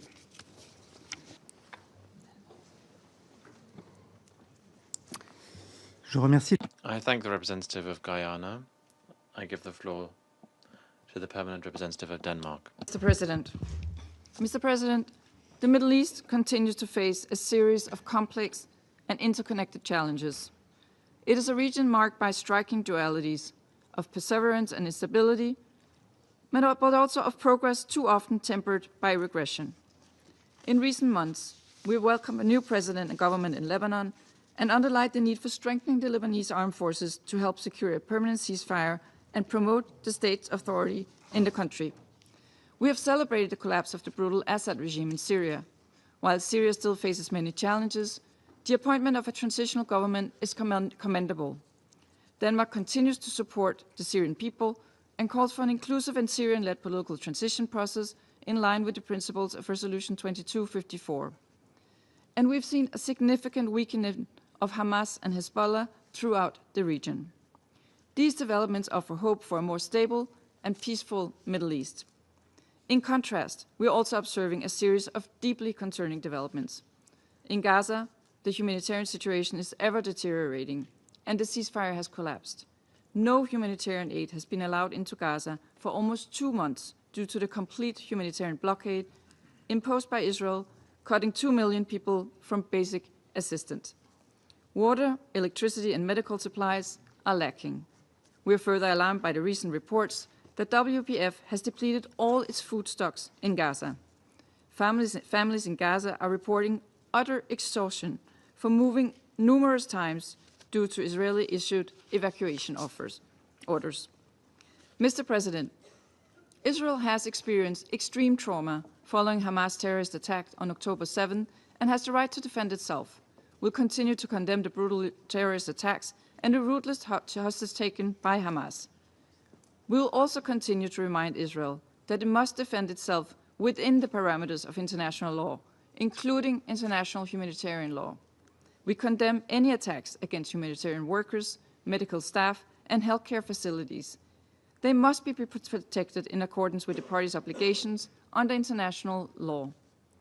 We watch the development in the West Bank with deep concern and urge Israel immediately to halt all settlement expansions on Palestinian land, address the settler violence, and stop the major displacement of civilians.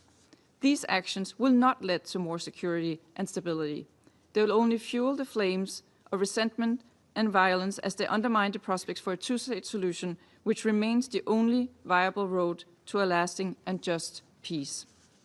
Mr. President, the people of the Middle East long for peace. They deserve to enjoy the fruits of stability. They deserve to coexist peacefully with their neighbors, and they deserve the directions from the Security Council on how this can be achieved. We view the following actions as some of the very first steps on a long road to lasting peace. First, violence must cease in Gaza. We need an immediate ceasefire, the immediate and unconditional release of all hostages, and an end to Israel's blockade of humanitarian aid going into Gaza. We further call on Israel to ensure that any arrangement for the delivery of humanitarian aid happens in full respect of the humanitarian principles. Second, in Lebanon and Syria, we have to safeguard the operational space of UNIFIL and UNDOF to allow them to fulfill their mandates. While we acknowledge Israel's legitimate security concerns, we remain concerned by the recent Israeli attacks in Syria with reported civilian casualties.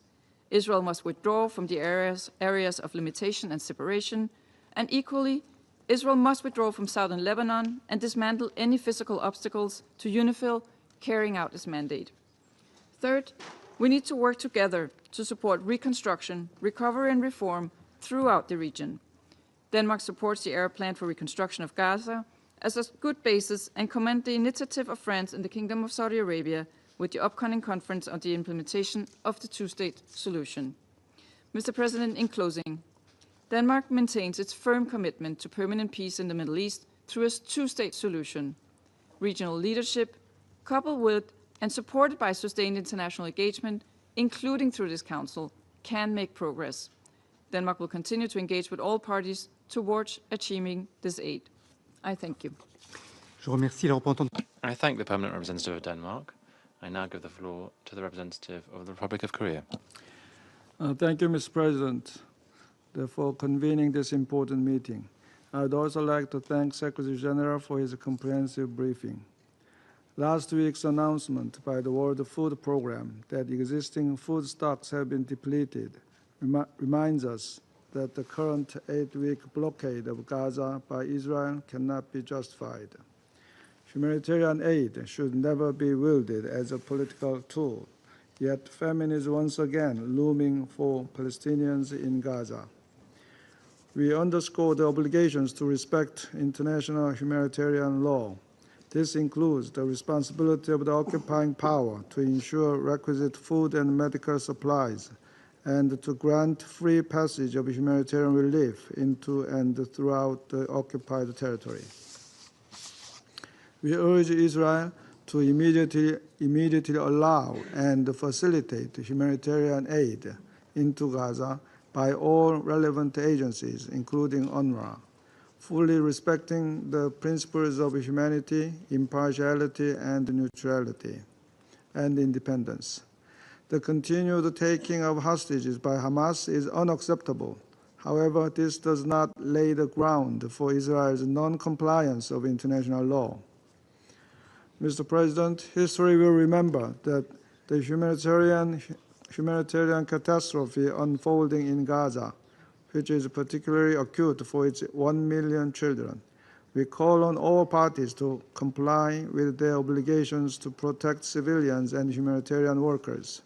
We take serious note of the belated admittance by the IDF to the deadly attacks in March, killing Palestinian emergency relief workers and a UN staff member. Credible investigations are still needed, and all those responsible must be punished, and concrete measures to prevent recurrence should be established. In addition, we remain deeply concerned by the apocalyptic living conditions in Gaza due to massive destruction, expanding no-go zones, and the critically strained health system and shortages of basic services, to name just a few. Israel's military strikes on heavy equipment vehicles provided by mediating countries for reconstruction deprives Palestinian civilians of their desperate hope for early recovery. Mr. President, we all know that the best way to ensure compliance with international norms in Gaza is a ceasefire. The efforts by mediating countries are still going on. As such, we strongly urge parties to this conflict to reinvigorate sincere engagement to secure a renewed ceasefire. In this regard, we highlight the impassioned remarks by President Abbas of the Palestinian Authority, demanding that Hamas release all Israeli hostages and criticizing their actions as inflicting damage to the Palestinian cause. We hope that his rare comments, by drawing a clear line between the PA and Hamas, will be a starting point for both Israel and Palestine to move in the right direction toward advancing the two-state solution. Mr. President, we also need urgent de-escalation and compliance with international law in the West Bank. Ongoing evacuation orders, demolition of homes, and movement restrictions, combined with the expansion of settlements and settlers' violence, are driving Palestinian families from their land. We are deeply concerned that in 2025 alone, Israeli authorities have advanced plans for over 15,000 settlement housing units. We reiterate that Israeli settlements in the occupied Palestinian territory constitute a flagrant violation under international law, as provided in Resolution 2334.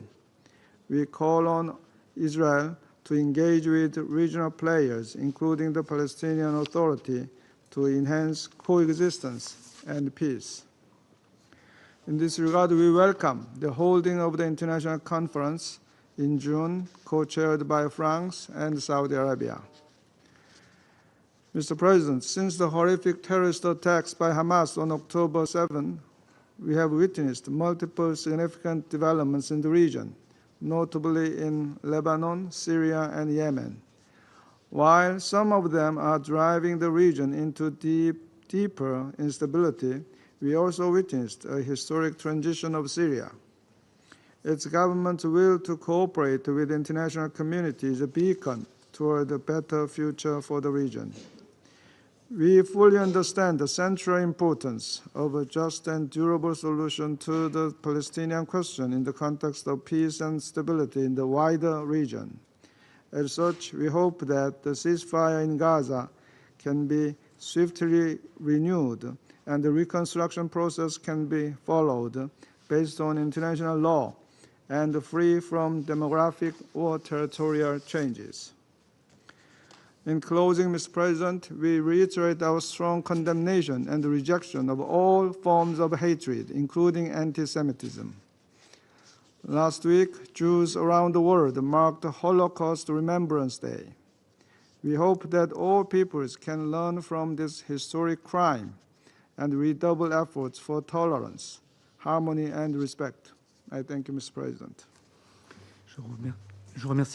I thank the representative of the Republic of Korea. I give the floor to the representative of Pakistan. Thank you, Mr. President. I would like to thank the French presidency for convening this timely and critical debate. We are also grateful to the Secretary General for his sobering and candid briefing and his clear and urgent recommendations.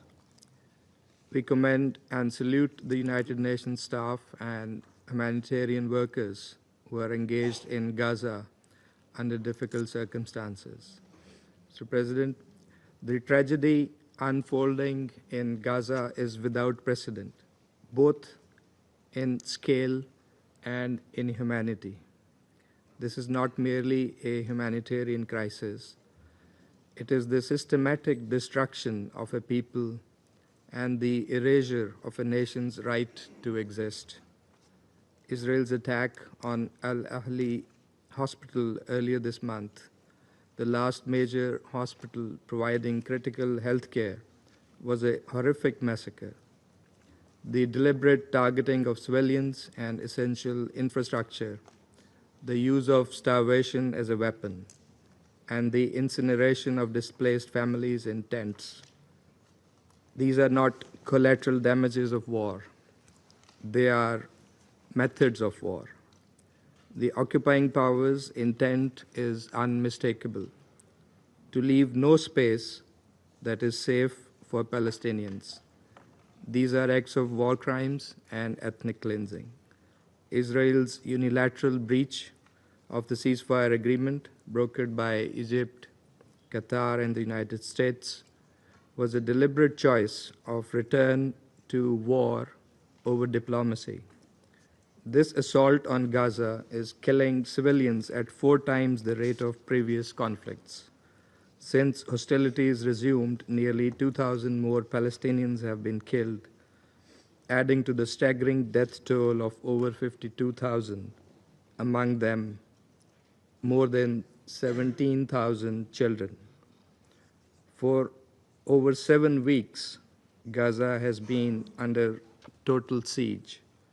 Food, water, and medicine have been blocked, plunging over 2 million people into famine. The World Food Programme has warned that supplies are exhausted. The United Nations now states plainly, Gaza is not at risk of famine, it is experiencing one. Even humanitarian convoys are being attacked with impunity. There must be accountability for these crimes and blatant violations of international law, including international humanitarian law. In the West Bank, we witness a parallel crisis: forced displacement, relentless settlement expansion, and daily violence. Over 40,000 Palestinians have been uprooted, the largest such displacement since 1967. Meanwhile, Israel continues its illegal annexation and occupation in blatant defiance of international law. Equally alarming and illegal is Israel's deliberate carving up of Gaza, where Israeli army has turned over 30% of Gaza into a so-called security buffer zone. That is unlawful usurpation of Palestinian land under the barrel of the gun. The scope of impunity, Mr. President, does not stop at Gaza or the West Bank. Israel's pattern of illegal actions extends into Lebanon and Syria, violating ceasefires and Security Council resolutions alike. The pattern is clear. As long as the root cause, the illegal occupation of Palestinian and Arab lands, is ignored and not addressed, peace will remain an illusion. Mr. President, in the face of this gloom and devastation, the world must act.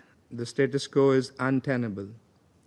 What we need is not mere expressions of concern, not just ticking a box, as the Secretary General noted this morning, but decisive and collective action focused on 3 essential objectives. First, an immediate and permanent ceasefire. Without a ceasefire, there can be no protection of civilians, no humanitarian relief, no political process. Resolution 2735 must be fully and swiftly implemented.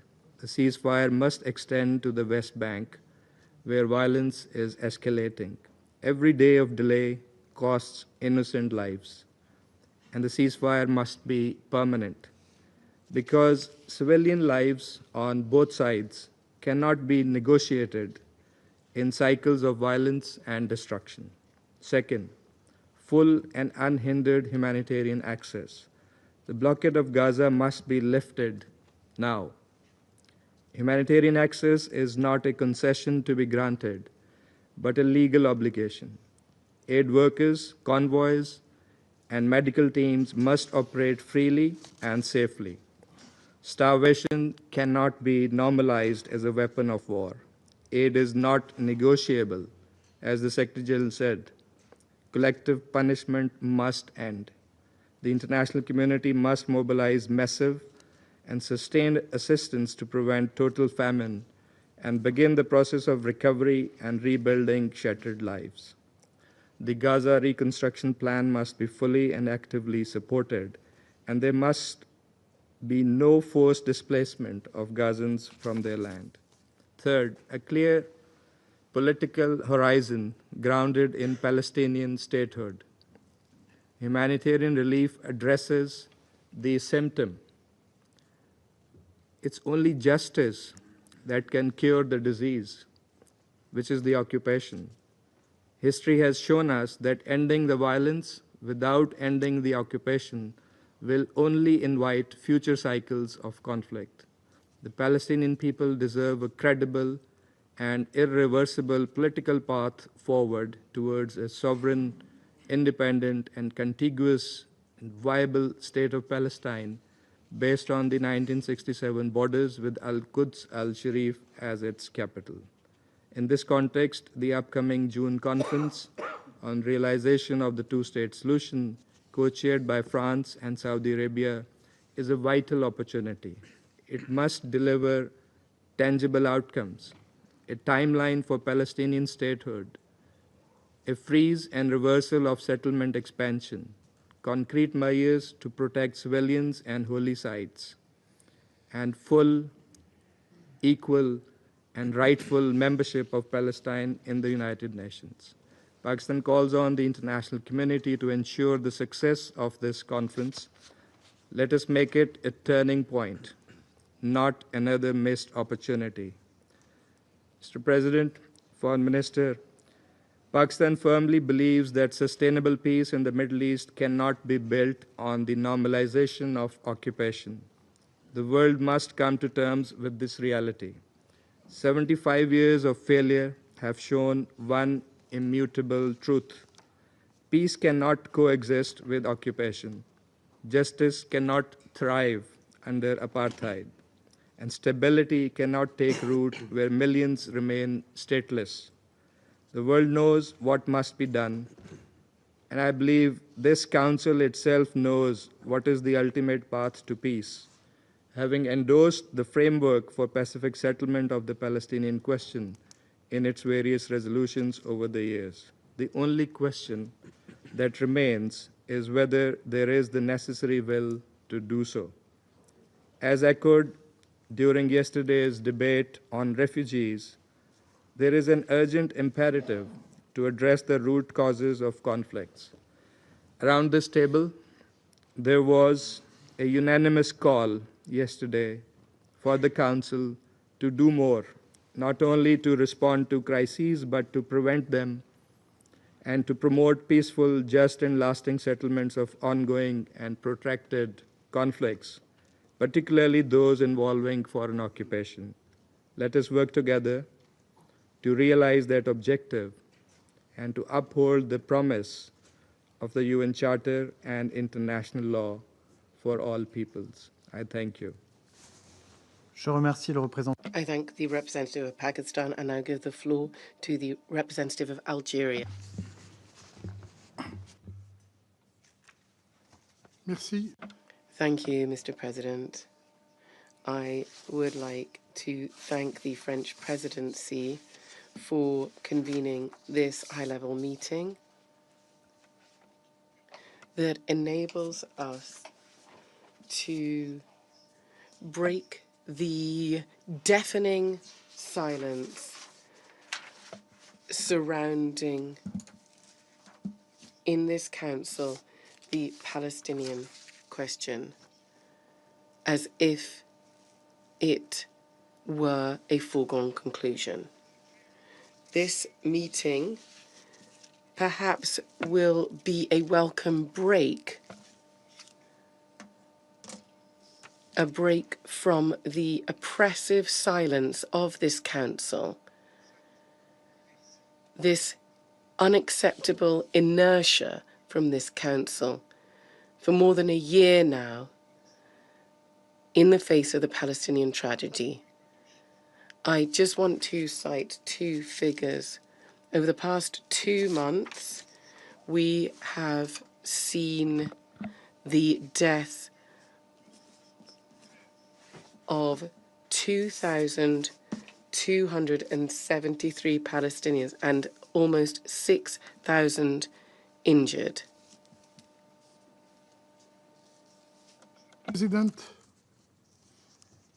I would like to express our sincere gratitude to the Secretary General for his briefing and for his tireless efforts to ease the suffering of the Palestinian people and to bring an end to the relentless Israeli aggression against a defenseless civilian population.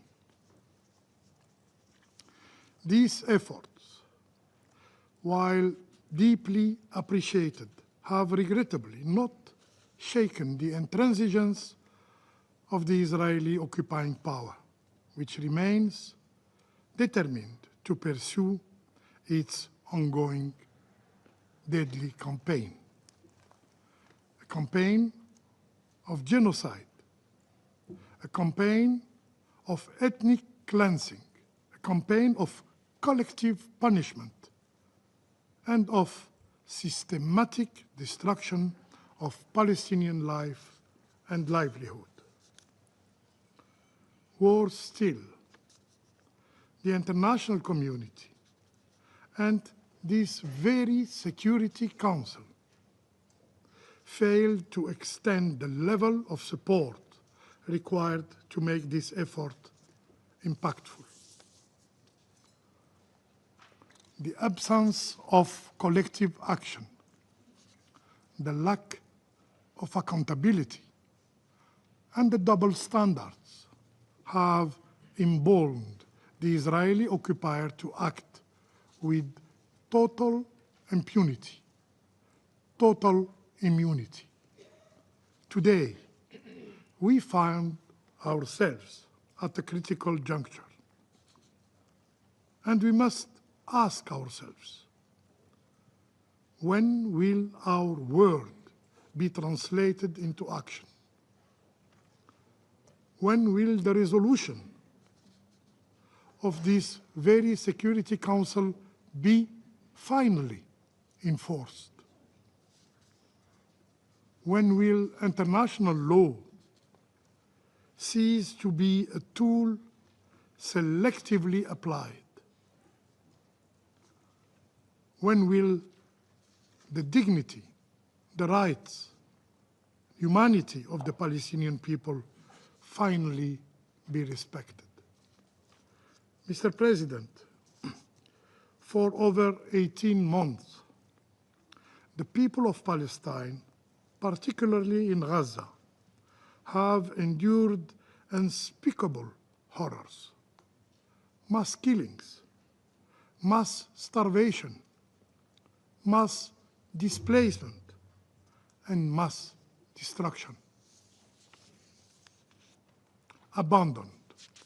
Abandoned and defenseless, the Palestinian people face one of the most ruthless occupying forces in the world. The international community failure to uphold its moral and legal responsibilities have emboldened Israel to normalize and even promote the crime of mass deportation as a strategy. Let us be clear. This is not a war. This is organized, systematic annihilation. Despite the horrific figures well known to everyone, some still refuse to see the reality and to condemn the indiscriminate attacks on the Palestinian people. The reality is blatantly reflected in reports from the Office of the UN High Commissioner for Human Rights, which confirm that 36 recent Israeli attacks, all those killed were women and children. Yes, all of them. This pattern points to either indiscriminate bombing or the deliberate targeting of civilians. What justification can possibly explain these atrocities? What new narrative will the Israeli occupying power spin? That every tent bombed was a Hamas center for command? A Hamas center for command? that every child buried alive was a threat. The deliberate targeting of Palestinian civilians under the direction of the highest political and military Israeli authorities is evident. It is well documented. This is not collateral damage. It is a policy.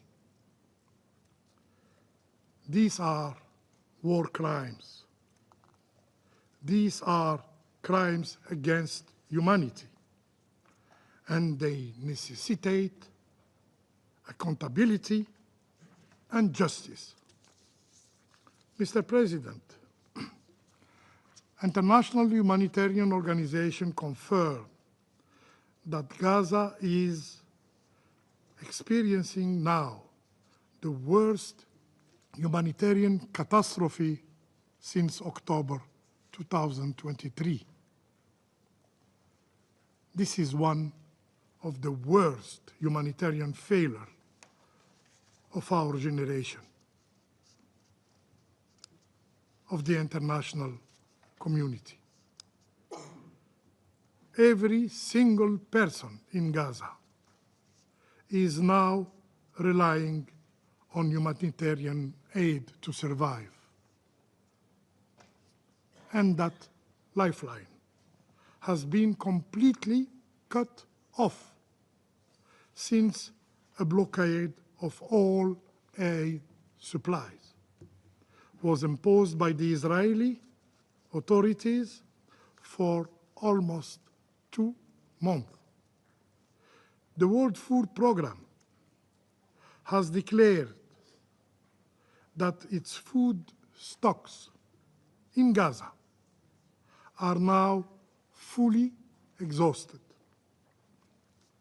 But the Israeli Minister of Defense shamelessly declared that, and I quote, blocking humanitarian aid is an intentional tactic, one of the Israel's pressure tools on Hamas. What kind of world are we living in when the use of starvation as a weapon of war is publicly promoted, publicly assumed, and they suffer no consequences? Israeli occupying forces are not fighting a war. They are trying to erase people. We, in the Security Council, we should impose an immediate ceasefire before it is too late. Mr. President, situation in West Bank is not less alarming.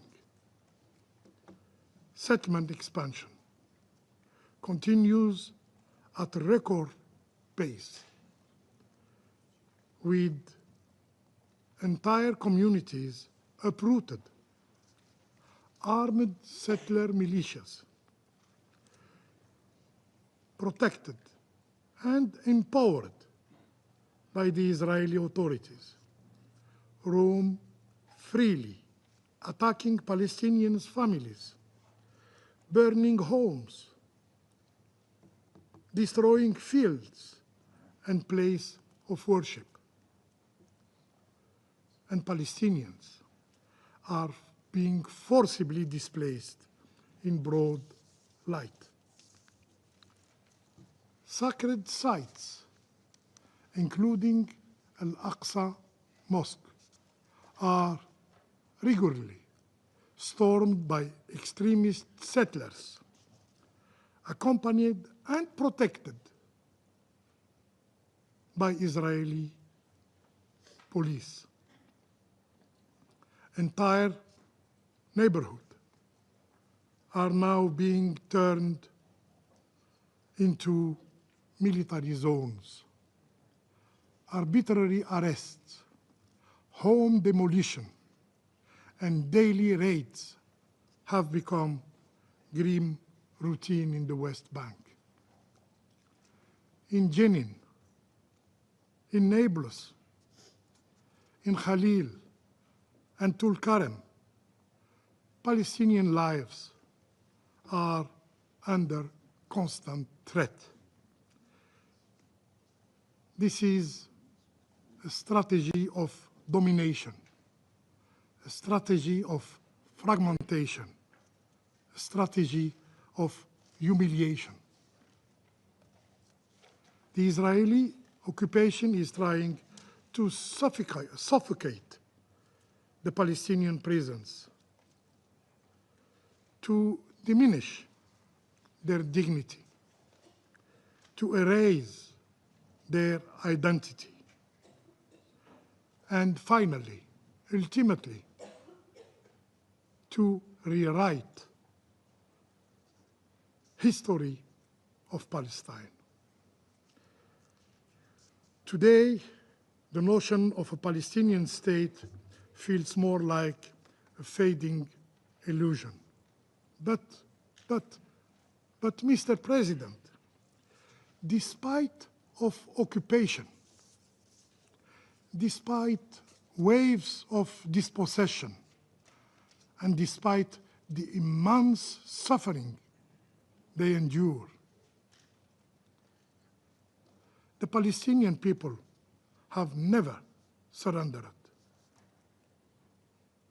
They continue to cling to their homeland, to their culture, and to their legitimate aspiration. They have learned from history that exile is not a solution, that justice denied is not justice lost, and that liberation may be delayed, but it is inevitable. With the support of the international community and through steadfast resilience, the Palestinian people will achieve their inalienable right to self-determination. They will establish their independent and sovereign state with Al-Quds Sharif as its eternal capital. I thank you. Je remercie le représentant permanent de I thank the permanent representative of Algeria for that statement, and I give the floor to the representative of Panama. Je remercie, Monsieur le Président. Thank you, President. On behalf of the government of Panama, we'd like to express our acknowledgement to France for the way in which they have steered the Council this month and for convening this open debate on the situation in the Middle East. We'd also like to greet and thank His Excellency Antonio Guterres, United Nations Secretary-General, for his valuable briefing, as well as his constant commitment to promoting international peace and security. We also welcome the participation of all delegations who will today contribute with their reflections to strengthening multilateral dialogue on this topic. President, Panama remains convinced that it's possible to build a Middle East based on mutual respect, tolerance, and human dignity. However, today, this potential is limited by a reality that is affected by many crises that are superimposed upon each other: prolonged conflict without a political solution, persistent humanitarian emergencies, essential services that have collapsed, and fragile security environments. This is in addition to cross-cutting threats such as terrorism and violent extremism. This complex combination of factors has significantly reduced spaces for understanding, and it makes a consistent and robust international response more urgent than ever. The war in Gaza, unleashed by the attacks perpetrated by Hamas on the 7th of October 2023, which Panama firmly condemns, has led to one of the most serious humanitarian crises in the recent history of the region. More than 51,000 deaths, 116,000 injured, the destruction of civilian infrastructure, critical infrastructure, widespread displacement, and extremely precarious conditions in which thousands of Palestinian families are surviving reflects an alarming level of suffering. Panama reiterates its call for there to be an immediate, sustained ceasefire to eliminate the humanitarian tragedy, and there must be full, safe, and unhindered access to humanitarian aid to get into Gaza. This measure can establish the conditions for there to be a lasting political solution. A critical measure is for the 59 people who remain as hostages to be immediately, unconditionally, and safely released. Panama reiterates its solidarity with the families of those people, and they are in suffering and uncertainty at the moment. A political solution to be legitimate and sustainable must include a transition process that excludes extremist actors such as Hamas and makes it possible to rebuild governance in Gaza focused on protecting civilians and allowing them to fully exercise their rights. Similarly, protection of humanitarian workers who are risking their lives to protect others must be guaranteed by all and at all times. Panama pays tribute to the hundreds of humanitarian workers who have lost their lives in this conflict.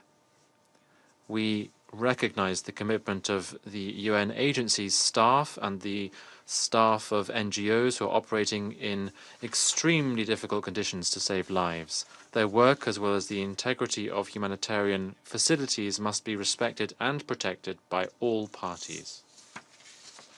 President, in the West Bank, the situation continues to deteriorate. Recent reports have raised alarms about an environment marked by forced displacement, demolition of houses, restrictions on movement, and an increase in violence. Panama reiterates that any measure on the ground must respect international law, including international humanitarian law, and the relevant resolutions of this Council. We acknowledge the diplomatic efforts geared towards facilitating an effective mediation between the parties, and we encourage them to be strengthened with the support of the United Nations, so as to guarantee that both Israelis and Palestinians can live in peace and security within the internationally recognized borders. The impacts of the conflict in Gaza and the West Bank have intensified the dynamics of confrontation on different fronts in the Middle East. In the south of Lebanon, clashes have led to victims, widespread displacement, and essential infrastructure has been damaged. In spite of the ceasefire that was agreed upon in November last year, there have been constant violations of the truce. Panama takes note of the recent efforts undertaken by the government of Lebanon to contain irregular activities on its territory, including the detention of persons alleged to be linked to launching projectiles towards Israel. In Syria, the situation in the zone of separation remains weak. The skirmishes and violations of the 1974 separation agreement threaten the security of local populations and international staff who are deployed there. The establishment of the new government in Syria in March opens a window of opportunity to move towards an inclusive process which is Syrian-led, in line with the spirit of Resolution 2254. We welcome the agreement reached with Kurdish representatives for the institutional integration in the northeast of the country and the first steps towards a new constitution. We hope that this progress will consolidate with the support of the UN and with a staunch commitment to diversity, justice, and the human rights for all. We support the sovereignty, unity, and territorial integrity both of Lebanon and Syria. These are fundamental principles which are enshrined in the United Nations Charter. We're also strong supporters of the work of UNIFIL and UNDOF. These missions are critical to preserve stability, to avoid any further escalation, and to facilitate conditions for dialogue. Their freedom of movement and security must be guaranteed, strictly adhering to their respective mandates. On a different tack, Yemen is a critical area where regional tensions are ratcheting up. Last year, attacks on commercial vessels in the Red Sea intensified in hostility and led to devastating collateral impacts on civilians. This has meant that more than 2/3 of the people of Yemen are in need of urgent humanitarian assistance. We once again stress the need for the humanitarian personnel detained by the Houthis to be immediately released, and diplomatic efforts to reach a cessation of hostilities and a sustainable political solution need to resume without further delay. We once again condemn the attacks against civilian vessels which affect international maritime security, which interrupt supply chains and make it more difficult for humanitarian aid to be delivered. President, against the current backdrop, terrorism, religious fundamentalism, and the presence of foreign fighters have all taken on a more complex, dynamic, transnational nature. We think that these threats require a comprehensive response, combining prevention, social cohesion, and institutional strengthening. The Security Council must beef up its ability to preempt and understand the new forms of violence, or that, although they may be different in their form, all erode international peace and security with equal seriousness. We're also concerned by the lack of concrete progress towards the establishment of a zone free of nuclear weapons and other weapons of mass destruction in the Middle East, in line with what was agreed at the 1995 review conference of the NPT. In times of increasing mistrust and structural tensions, the commitments to the multilateral non-proliferation mechanisms must urgently be renewed. We need to see diplomatic negotiations on arms control resumed with the requisite seriousness and political will. This has to be guided by the principles of international law, multilateralism, and the common interest to preserve peace. President, the suffering that entire communities in the Middle East have borne for decades is not just as a result of the cruelty of conflicts, but also the prolonged absence of political will to address its structural causes.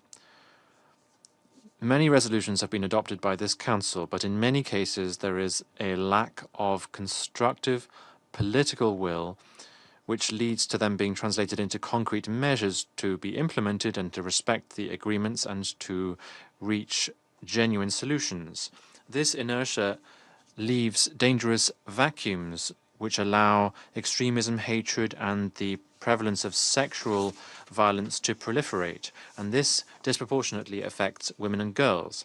Given this reality, we reiterate that multilateralism is the only way to recover trust, to protect civilians, and to move towards sustainable solutions guided by international law and shared responsibility. That is why we think it is critical to promote initiatives that can strengthen the collective ability for prevention and to come up with an appropriate response. We particularly need to strengthen the United Nations and its specialized agencies' abilities to document, prevent, and address humanitarian emergencies under the principles of impartiality, transparency, and respect for the norms of international law. And this includes international humanitarian law. We also need to support national reconciliation led by local actors with international technical support, recognizing the diversity of societies and ensuring the full, effective, safe, and meaningful participation of women as the way to build lasting peace. We also need to bolster cooperation between agencies of the UN system and regional mechanisms such as the League of Arab States to improve humanitarian coordination and to promote inclusive political solutions. President, in conclusion, behind every conflict that we address in this Council, there are lives that have been silenced and they deserve to be recognized. We're talking about mothers who are hoping to see their children again while they have been buried under rubble or trapped in dark tunnels without knowing if they're going to be able to see them again. Children who, if they ever are able to go back to school, will no longer find their playmates again because they were victims of violence, because they spoke a different language, because they professed a different faith, or because they belonged to a different ethnic minority. Panama believes that lasting peace in the Middle East will not be reached through military force or extremism, but rather through commitment to legitimate, inclusive, and sustainable political processes. The people of the Middle East deserve more than just truces. They deserve lasting peace, and it is our duty to make this possible. Thank you. The President, I thank the representative of Panama, and I now give the floor to the representative of the Russian Federation. Thank you, Mr. President. We'd like to thank the UN Secretary General for his review of the situation in the region. For a year and a half now, the collective punishment of the entire Palestinian people, both in the Gaza Strip and in the West Bank, has been ongoing. With the resumption on the 2nd of March of large-scale military operations by the Israeli Defense Forces, the IDF, in the Strip, the toll of those killed on a daily basis and injured is now in the hundreds. About 500,000 Gazans have become IDPs over the past month. The overall number of those who've died since the start of the escalation in the area of the Palestinian-Israeli conflict is more than 52,000, and 118,000 have been injured. A large number of those killed in Gaza have been women and children, and there are regular attacks on schools and medical and civilian facilities. An especially egregious incident was the cold-blooded murder by IDF soldiers at the end of March of 15 humanitarian workers, including UN staff, and 8 medics of the Palestinian Red Crescent. We've seen from the results of the Israeli investigation that it was an operational misunderstanding between the soldiers. However, when attempting to justify the actions of their soldiers, the Israeli leadership initially assured the entire international community that the flashing lights on the ambulances were switched off. This was proven by the video recording from the phone of one of the doctors who were killed not to be true. So what is the cost of the lives of 15 humanitarian workers, the firing of the deputy unit commander, and disciplinary measures for the other officer? It's hardly surprising that with such mild punishment, and in essence a lack of due accountability, Gaza has long broken all records, and the number of those killed, be these children, humanitarian workers, UN staff, UNRWA workers, and journalists. We'd like to recall that the protection of humanitarian staff is an unconditional prerequisite and an obligation in line with IHL. Mr. President, the catastrophic situation in the Gaza Strip is worsened by the almost 60-day blockade of the provision of food and medication, which has led to supplies running out. This is despite the fact that 3,000 UNRWA trucks with humanitarian assistance are ready to enter the Strip. Humanitarian organizations are warning about an impending famine, particularly amongst children. We mustn't forget that these actions of Israel are directly impacting the detention conditions of the hostages in the Strip. It is totally unacceptable to use humanitarian assistance as a bargaining chip in negotiations. The situation is artificially exacerbated by Israel's ban on UNRWA's work. This structure plays a key, irreplaceable role in conducting humanitarian operations on the ground and providing comprehensive assistance to Palestinians. undermining the work of UNRWA is complicating an already difficult situation for the inhabitants of Gaza, East Jerusalem, and the West Bank. We would urge Israel to reconsider its decision to cease cooperation with UNRWA. We'd also like to remind you that the agency's role is to assist Palestinians until a Palestinian state is established. There's no justification for the attempts by West Jerusalem to justify the drive to annex the Strip by using Hamas's refusal to unconditionally release the hostages. The recent statement of the Israeli Prime Minister, Mr. Netanyahu, to maintain military control over Gaza and to prevent establishing a Palestinian administration there is also along the same lines. Essentially, we're talking about a de facto rejection of this two-state model for a peaceful settlement of the Palestinian-Israeli conflict and the dismantling of the international legal bases for the Middle East settlement. And this is something that the Secretary General pointed out today. Something that is part of this logic is the ongoing West Bank Iron Wall operation covering Jenin, Tulkram, and a number of other communities. From the 7th of October 2023, about 16,000 Palestinians have been detained. The number of Palestinians who fled their homes in the West Bank is unprecedented since 1967. There's ongoing record settlement building from December 2024 to the middle of March 2025. 10,600 housing units have been built or approved in the West Bank and East Jerusalem, and there's been retroactive authorization of 13 blocks, and 850 new checkpoints have been set up. This de facto draws a line under the possibility of establishing a viable territorially contiguous Palestinian state. Mr. Minister, against this extremely pessimistic picture, there was a glimmer of hope in the words of the Prime Minister of Qatar regarding a degree of progress in negotiations between Israel and Hamas on a ceasefire. A renewed agreement would continue the work to stabilize the humanitarian situation in Gaza and to return IDPs, who now number millions, and to rebuild the Strip. This is the only chance to reunite those Israeli hostages who are still in the Strip with their families. I'd like to remind you that a large number of them were released precisely during a ceasefire and not during military operations.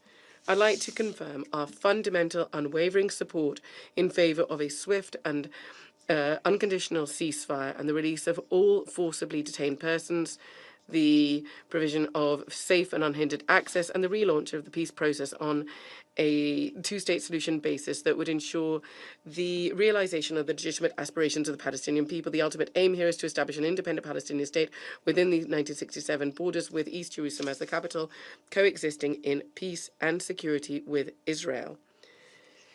A solution to the Palestinian problem is the key to stabilization in the entire Middle East, banking on force and establishing buffer zones that we've seen not only in the OPT but also in southern Lebanon and in Syria.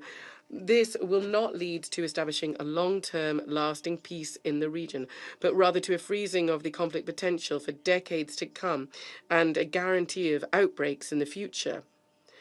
Properly taking into consideration and respecting the interests of countries in the region and promoting diplomacy and negotiations alone can help to overcome this dangerous trend and break the vicious cycle of violence. We are prepared to support any efforts of the UN Security Council to return to a peaceful settlement in the area of the Palestinian-Israeli conflict. A particular role here should be played by the Arab group, whose position regarding possible practical steps from the Council is one we unfailingly are guided by. We are prepared to work with all parties, sharing our desire to achieve a fair, long-term and lasting peace in the entire Middle East. Thank you very much. Je remercie le représentant de la Fédération. I thank the representative of the Russian Federation. I now give the floor to the Minister for Foreign Affairs of the Syrian Arab Republic. السيد الرئيس Mr. President, Your Excellencies, Member of the Security Council, Your Excellencies, ladies and gentlemen, Syria is not an island isolated from its environment, but is an integral part of the region's fabric. Our stability, our security cannot be separated from the security, stability, and prosperity of our neighbors. Violence and turbulences in any country do not stop at that country's borders. They transcend them to spread instability and create waves of displacement and extremism everywhere. We reject any force or any policy that threatens peace or endanger the lives and livelihood of people in our region. Since our liberation on the 8th of December 2024, the Syrian people had proved what can be achieved through national will and popular unity, even when the doors of international justice are closed. We have faced for 14 years systematic killing, systematic torture, and repression that continued for more than half a century. When this council failed to act, and there were several cases of vetoes that prevented the delivery of life-saving assistance, the Syrians decided to take their destiny into their own hands. We created an interim government that encompasses individuals who are highly competent and representatives of all the components of the Syrian society. This government has garnered recently unanimous support from the UN Human Rights Council. Mr. President, we have succeeded in unifying the former military factions despite the tremendous challenges within the framework of a common constitutional declaration and a genuine reform program. In the first national inclusive dialogue of its kind, more than 1,000 Syrians gathered to discuss the most prominent issues that affect the future of our country. We will soon launch a commission for transitional justice and an independent commission for the fate of the missing, in line also and in addition to our partnership with the OPCW to identify and destroy the remaining arsenal of the previous regime. We are also collaborating with the IIIM and other organizations concerned with justice to document the crimes and find the best ways to achieve justice and accountability and prevent recurrence of violations. Mr. President, these steps have a year ago were thought to be impossible. Yet today they are a reality. And despite that, our national work is subjected to real threat in the form of the Israeli repeated airstrikes that violate our space and our sovereignty. The pretexts that were used to justify such strikes in terms of the armed groups supported externally does not stand anymore. These strikes are not only a blatant violation of Security Council resolutions, particularly Resolution 242 and 497, but also destroy our civilian infrastructure and opens the space for chaos again and the return of militias against whom Syrians had fought for 14 years. All the narrative, the misleading narrative by the Israeli side had failed.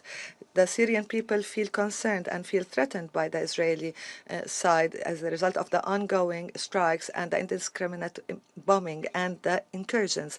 This forces people to displacement and to leave their villages that are along the borders in the southern of Syria.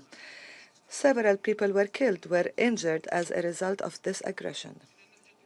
This expansionist approach and over-inflating of the dangers and the non-respect of the sovereignty of the neighbors would lead to instability and violence in the region.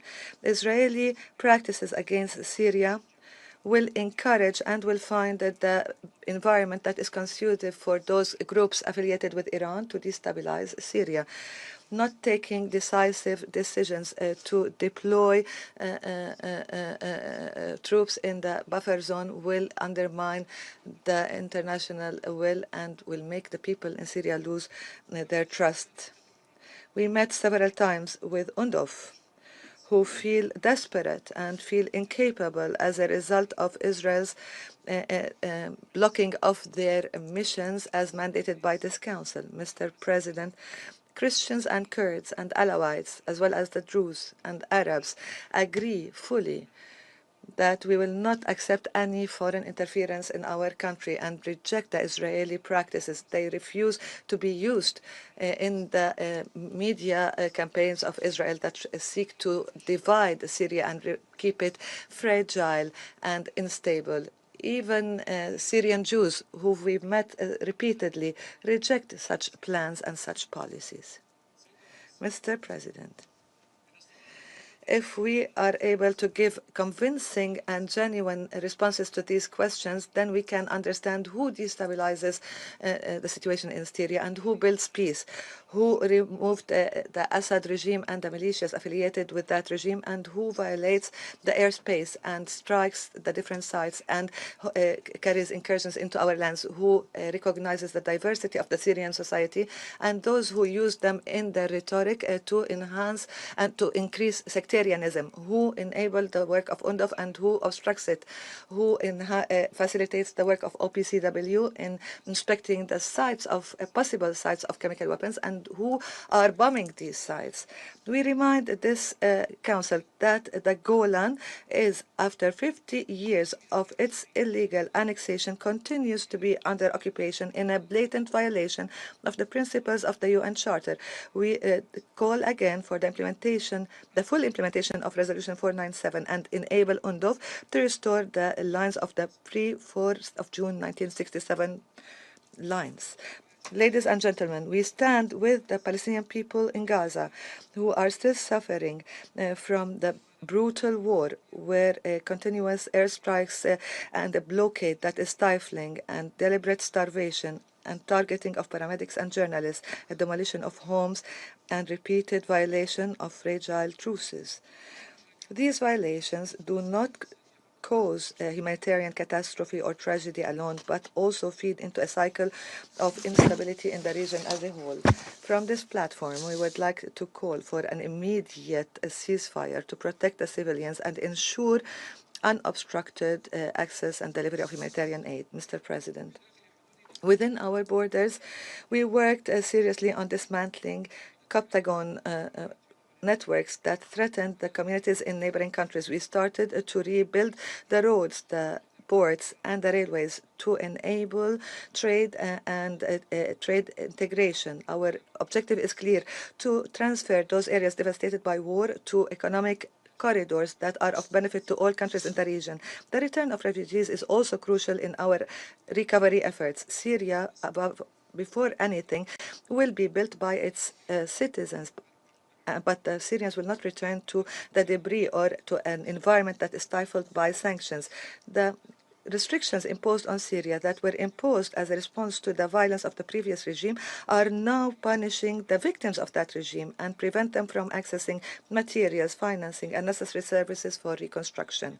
Therefore, we call upon this Council and the international community as a whole to lift these sanctions and enable Syrians abroad to return in a dignified and voluntary and safe manner. Mr. President, genuine peace cannot be built behind walls and cannot be protected within closed borders. Our security is not separate from the security of our neighbors, and no country can guarantee the safety of its people while threatening the sovereignty of other people. This Council has a historic responsibility and a real opportunity to support the recovery of Syria and the stability of the region as a whole. We call that you support mechanisms that achieve and realize justice for all victims, and we call upon you to develop a clear, coordinated joint vision for reconstruction and opening trade corridors and guarantee a safe and dignified return for the refugees. Let's replace vetoes with wisdom, strikes with dialogue and meetings, sanctions with support and joint solidarity. Only then every citizen in Damascus, Ramallah, Quneitra, and Gaza would live in peace, in dignity and hope. Thank you, Mr. President. Son Excellence, Monsieur Al-Shibet. Thank you very much for your statement. I now give the floor to His Excellency Mr. Nuno Sampaio, Deputy Minister for Foreign Affairs and Cooperation of Portugal. Mr. President, Excellencies, let me start by strongly welcoming France's decision to elevate this open debate to ministerial level. The situation in Gaza continues to deserve our full attention and our best endeavors to put an end to the war, to stop civilian casualties, and to see the unconditional release of all hostages and to resume full and independent humanitarian access and deliveries. On Lebanon, we must continue our support to the new government in its aim to strengthening state institutions. In this vein, it is critical to fully implement the terms of the 27 November 2024 ceasefire agreement and Security Council Resolution 1701. Regarding Syria, we stress the importance of a peaceful and inclusive political transition, protecting all Syrians, regardless of ethnicity or religious background, in line with the principles of the Resolution 2254, and free from harmful foreign interference. Challenges are massive, namely on the humanitarian and economic fronts. Therefore, Portugal announced recently another financial contribution to Syria during the 9th Brussels Donors Conference. Both Lebanese and Syrian peoples deserve peace and full respect for their country's territorial integrity, unity, and sovereignty. Mr. President, concerning Gaza, a return to the ceasefire is the most urgent priority, hand in hand with the resumption of the humanitarian aid without impediments. The current situation in Gaza and in the West Bank has a spillover effect for all the Middle East. Ending the war in Gaza is our pressing priority. We underline the terrible humanitarian conditions people are facing in the Gaza Strip, which are worse than ever and increasing desperate. We strongly regret the failure to secure the necessary transition to the second phase of the ceasefire as agreed open between the parties. Portugal calls for the immediate halt on all hostilities and the resumption of negotiations to implement the second phase of the agreed ceasefire. We greatly value and fully support the mediators' efforts, namely Qatar, Egypt, and the United States, in facilitating negotiations. The mediators' role is crucial when tensions and radicalization threaten to hijack a political and peaceful solution to the conflict. Mr. President, the collective political commitment to resolve the Palestinian question based on the two-state solution is yet to be materialized. The right of self-determination by the Palestinian people remains an urgent common goal. We commend France and Saudi Arabia for organizing a high-level international conference for the peaceful settlement of the question of Palestine and the implementation of the two-state solution, which will be held in June. This conference allows us a valuable window of opportunity which merits our full commitment towards its success. Portugal stands ready to work with the co-sponsors and contribute to the two-state solution, which we fully support, and as the only viable long-term solution for peace in the region and to the end the conflict. There is no plan B. To enable a serious discussion on the two-state solution, we must have a ceasefire and the duly empowered Palestinian Authority, allowing for its further political contribution towards a peaceful political solution to the conflict, namely through its role on the ground as a factor of stabilization. Furthermore, UNRWA remains irreplaceable with a key role in ensuring stability on the ground. We welcome the recent appointment of Mr. Jan Martin as head of the strategic assessment of the agency. The international community must continue its efforts to safeguard actors such as UNRWA and the PA, which remain firm in their commitment to a peaceful solution to end this conflict. Mr. President, in conclusion, without a political process, there will be no peace in the region. Therefore, we reiterate our call to all parties to step up their efforts to reach an immediate ceasefire in Gaza. Portugal remains committed with the rule of law and with an international order based on rules, with the United Nations at its core. We will maintain the consistency of our positions on every front and shall continue to strive for a just and peaceful solution to the Palestinian question, anchored on the relevant resolutions of the UN. I thank you. I thank His Excellency Mr. Sampaio for his statement. I now give the floor to His Excellency Mr. Charles Jose, Undersecretary for Multilateral Affairs and International Economic Relations of the Philippines. Mr. President, I would like to thank you and the Republic of France for convening today's open debate. I also extend our appreciation to the Secretary General for his valuable briefing to the Council. Mr. President, we are deeply concerned that despite recent ceasefire agreement reached in January 2025, we find ourselves once again facing escalating violence in the region. The situation in the Middle East, particularly the Israel-Palestine conflict, continues to cause immense suffering and instability.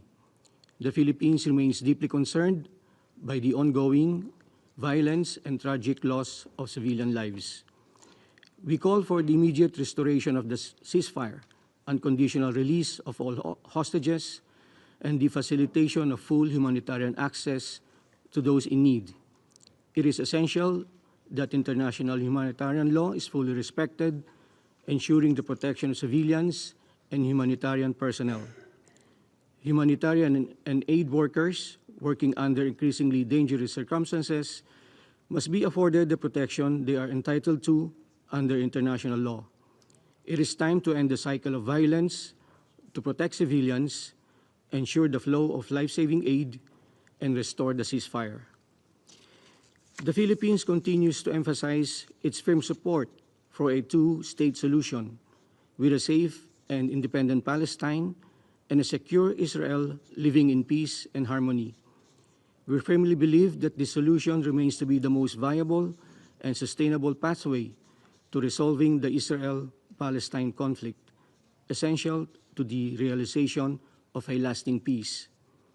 In this regard, we look forward to the upcoming high-level international conference on the international support to the implementation of the two-state solution on the question of Palestine to be held in June 2025. We also support the ongoing work of the Global Alliance for the implementation of the two-state solution. We see the conference and the Global Alliance as complementary and important opportunities to reinvigorate the international community's commitment to the two-state solution, particularly at a time when the political landscape requires renewed support and constructive dialogue. In his speech at the General Assembly in September 2024, Philippine Secretary of Foreign Affairs Enrique A. Manalo said, "The UN has set itself as the platform and pathway to address international peace and security. It serves as the ground for states to find convergence amidst crisis and conflict. It offers response and relief, hope, and humanity. It is through this very platform, here in this Security Council, that we must strengthen our collective response to the crisis, offering not only relief but also hope and humanity to the people of the Middle East. The time to act is now.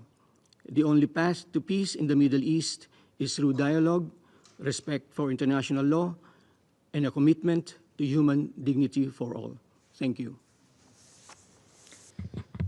Je remercie Son Excellence.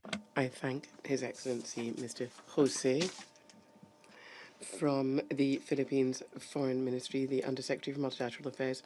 I now give the floor to Her Excellency Mishtina Renata Halheim, Deputy Minister for Development of Norway. The situation in Palestine is catastrophic. Civilians in Gaza face an acute risk of starvation, disease, and death. 18,000 children have reportedly been killed. We are extremely concerned about the lack of access to critical aid and basic goods in Gaza. It is unacceptable that Israel has fully blocked humanitarian assistance to the area for more than 8 weeks. Israel has an obligation under international law to provide or otherwise allow access to life-saving assistance for the civilian population and ensure that humanitarian principles are upheld. Later this week, Norway will participate in a hearing in the advisory proceedings before the International Court of Justice on this very topic. There, we will set out our view on these fundamental legal obligations incumbent upon Israel. We condemn all attacks on humanitarian workers. It is crucial that those who risk their lives to save others and to carry out humanitarian work are protected. Those responsible must be held to account. We extend our deepest condolences and express our strong support to the bereaved and the organizations affected. President, we repeat our clear message. Fighting must stop immediately. The ceasefire must be resumed.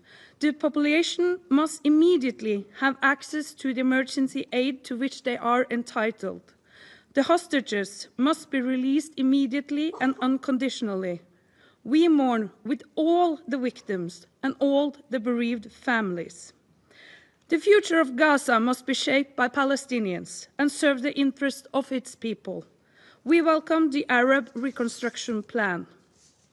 Until a two-state solution is achieved, we, the international community, have a responsibility to secure the rights of Palestine refugees. We, the member states, have equipped UNRWA with a UN mandate to do so.